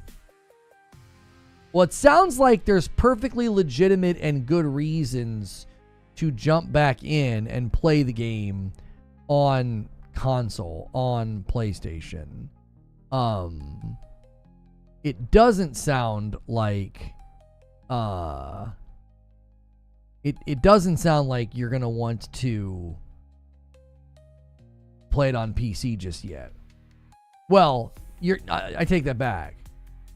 You're going to want to, if you play it on PC, maybe go read the reviews and see if there's issues with certain video cards, is there issues with certain, you know, PC configurations or something, because it does not have a great score on Steam. My youngest daughter was playing Repo with her friends all weekend. Storm says, welcome back to Twitch. I appreciate the welcome back so much. All of you that have either refollowed or maintained your follow or subscription over here on Twitch, man, I can't say it enough. I greatly appreciate it. We're basically 15 sub points away from the next milestone of 900 sub points, which is incredible. We're going to apply for partnership after 1 month of streaming. So you guys that have helped us push that, it really does mean a lot. Can't say it enough. And we will be going to the green room in about 20 minutes. We did extend. I was going to go to the green room, which is our end of the day sort of planning session, which you guys on Twitch get to watch that for free right now, but that will eventually be a subscriber-only piece of content. So I do set the chat to sub-only when we make that switch. I've been streaming on YouTube for about 5 years, and that's how we manage the content over there. We do have content that is for paying subscribers or paying members only, and we're going to replicate that on Twitch as well. After the entire industry moves to the $80 price tag, I can justify that price for games on release. It could be poorly optimized and overrated. How different is Repo from Lethal Company? I feel like Repo is a lot more directional. Like, go in here, get stuff, extract, leave. I don't feel like Lethal Company was very directional. It was very aimless. You could get... I felt like in Lethal Company, we were almost immediately confused. I felt like with Repo... I feel like with Repo, you almost immediately can get into the content loop and have a good time. I also think Repo probably plays better with 4 people. Repo breaks your E key, fair warning. That's right. Breaks your E key. Oh, that was so funny, Hilly. Sounds better than Lethal Company to me. To be fair to Lethal Company, Hilly and I probably didn't give it the fairest of shakes, but man, we got into Repo and it kind of instantly made sense. Repo is really punishing, though. That was the one part about it that I wasn't super fond about. It's like, why don't you let us get our feet wet a little bit? Like, if we weren't streaming, I think some of that would have been very frustrating. We wouldn't have really understood, like, are we breaking the rules? Also, it doesn't do the best job of, like, kind of training you on what to do. That Q key that you hit where you, like, turn into, like, a crumpled mess, that's, like, super effective. And I guess they want you to just kind of, like, discover that on your own, which at some level, I can appreciate games doing that, where, like, they want you to sort of discover it on your own. But it's also, like, a little pop-up message and an example of how it works goes a really, really long way. And I think it really would have changed some of our earliest runs. Like, some of our earliest runs would have gone a very different direction if they would have just had a little bit more of a simplistic, tutorial. I feel like Repo needs a new user onboarding. It 100% does. Like, the onboarding was a little, like, man, just a little TLC, a little teeny bit of quality of life and TLC on that member new player onboarding, and Hilly and I would have had a much better time. We got to the point where we were having a good time, but it was like, by that time, we had to go. We had been playing long enough, and it's like, man, if we would have known this in those early stages, we could have had a lot more fun here. I beat the final duel in Tsushima the other day. It was a pretty cool fight. That's an excellent fight. An excellent fight. The way they set that up with, like, the leaves falling. It is very, very nice. It's very nice.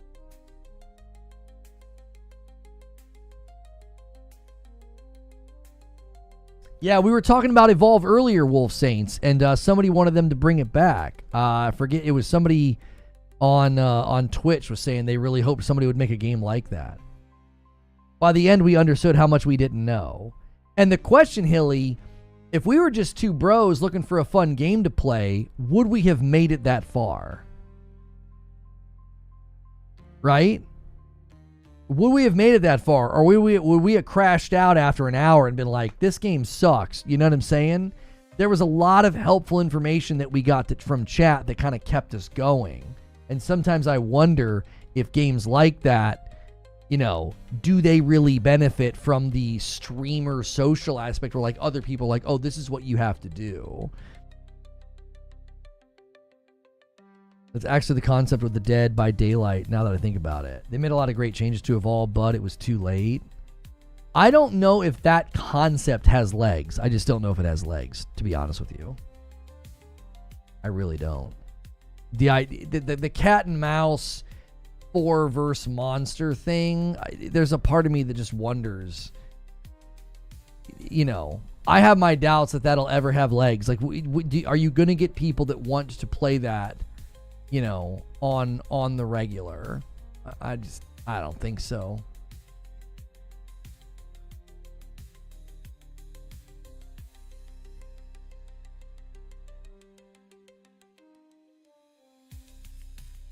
Okay.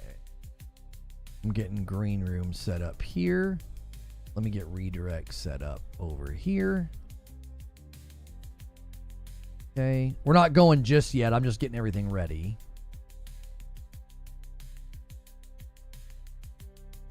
Cat and mouse part got severely nerfed.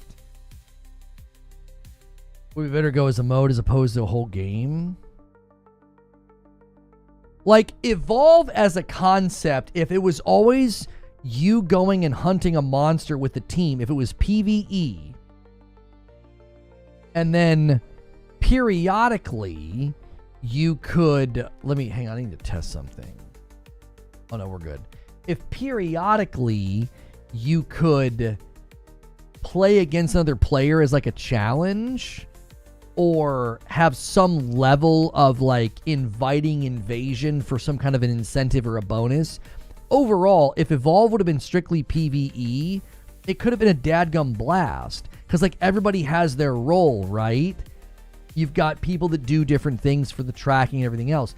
The minute you add in that PvP element, it changes the entire fabric of the game, because now it's like, it's not designed for us to win. It's designed for us to maybe lose, which... maybe the monster just keeps running away and it's too fast. Like, there were times where it just felt exhausting. It's like, I just feel like we're quite literally only chasing. Like, that's all we're doing. And that, I think, really hurts its appeal. So it's hard to know. It's like, if it would have been strictly PvE, I could have seen people rocking with it. It would have almost like it would feel a little bit like if Monster Hunter and Helldivers had a baby. That's what Evolve could have been if it was strictly a PvE game. As opposed to, well, some guy's in control of the monster and there's these exploits or these annoying things that the monster can do, or he can just run away for forever and then like we don't ever really get to fight. Like the ability to run away, it felt like it was almost like, well, yeah, you could just do this in perpetuity. Lonos, they try to make PvE, for better or worse, he wants all PvP games to be PvE. No.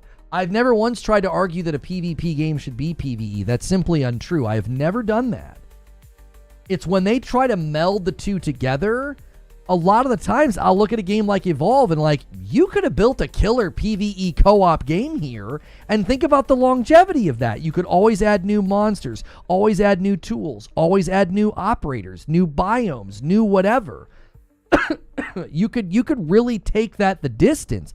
You add that PvP element, and it's immediately a hamstrung property. It's like, well, okay, well, now you got to try to balance 4v1 monster game. Instead of designing encounters that are intended for the user to win, so the mechanics of the users and the mechanics of the monsters are all tweaked around that, it's this weird amalgamation of like PvE and PvP, and I just don't think it ever works that well. Have you seen The Last Train Out of Wormtown? It's an asymmetrical, it's like Evolve, but it looks like a good game for community game night. Yeah, we could maybe do something like that for game night, for sure. Was it this guy? Oh, you guys talking about something on Reddit. I meant as a joke. I know you like PvE. Right, but you know, you say something like that and somebody might hear it and think that like, oh yeah, that's something that Lono does. It's like, I'm commonly advocating for more PvE in the live service space. I feel like Helldivers proves it has a greater chance of success.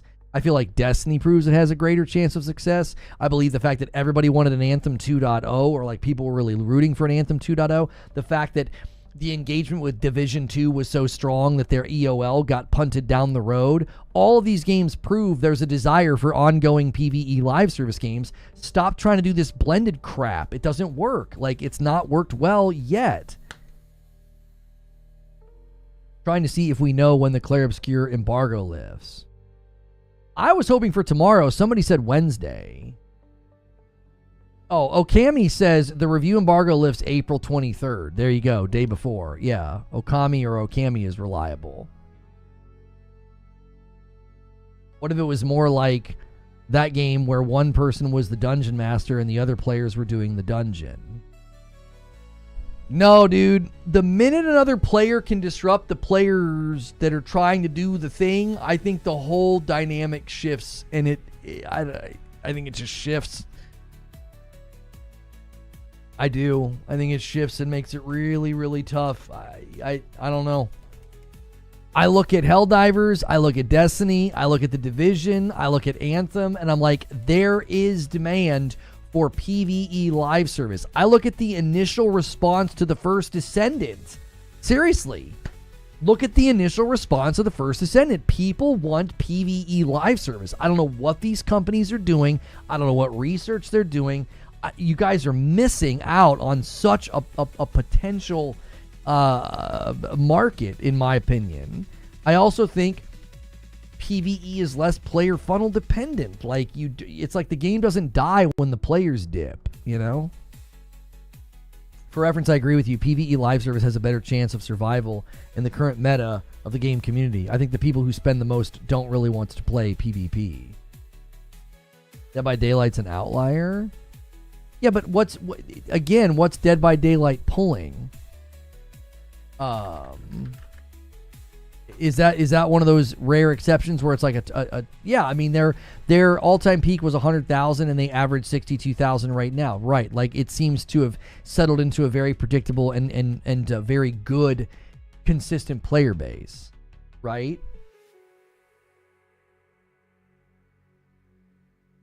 Yo, where are these codes at? It's so random. I mean, I didn't try to get a code to Marathon. I didn't even try to get one. I don't have any interest in getting into the alpha. I'll play it when it launches with you guys. Yeah, I'll play it when it launches with you guys. But that'll probably be about the extent of how much I play it.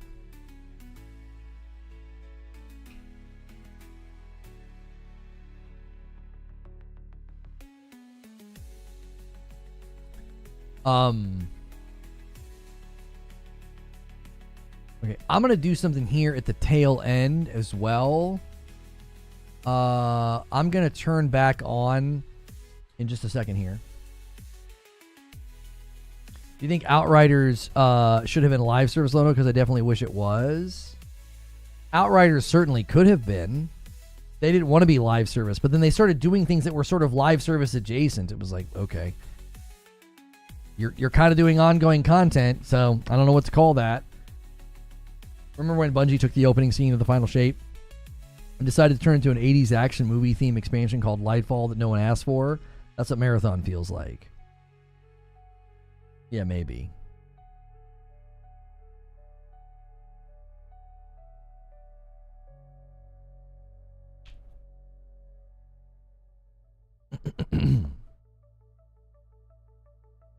All right.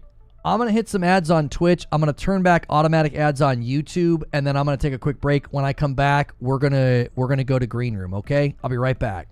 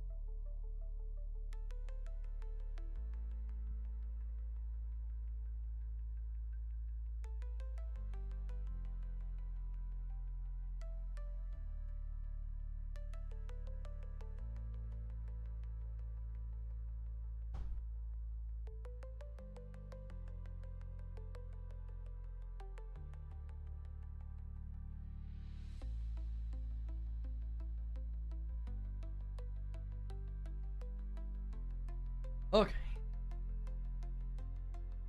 Whew.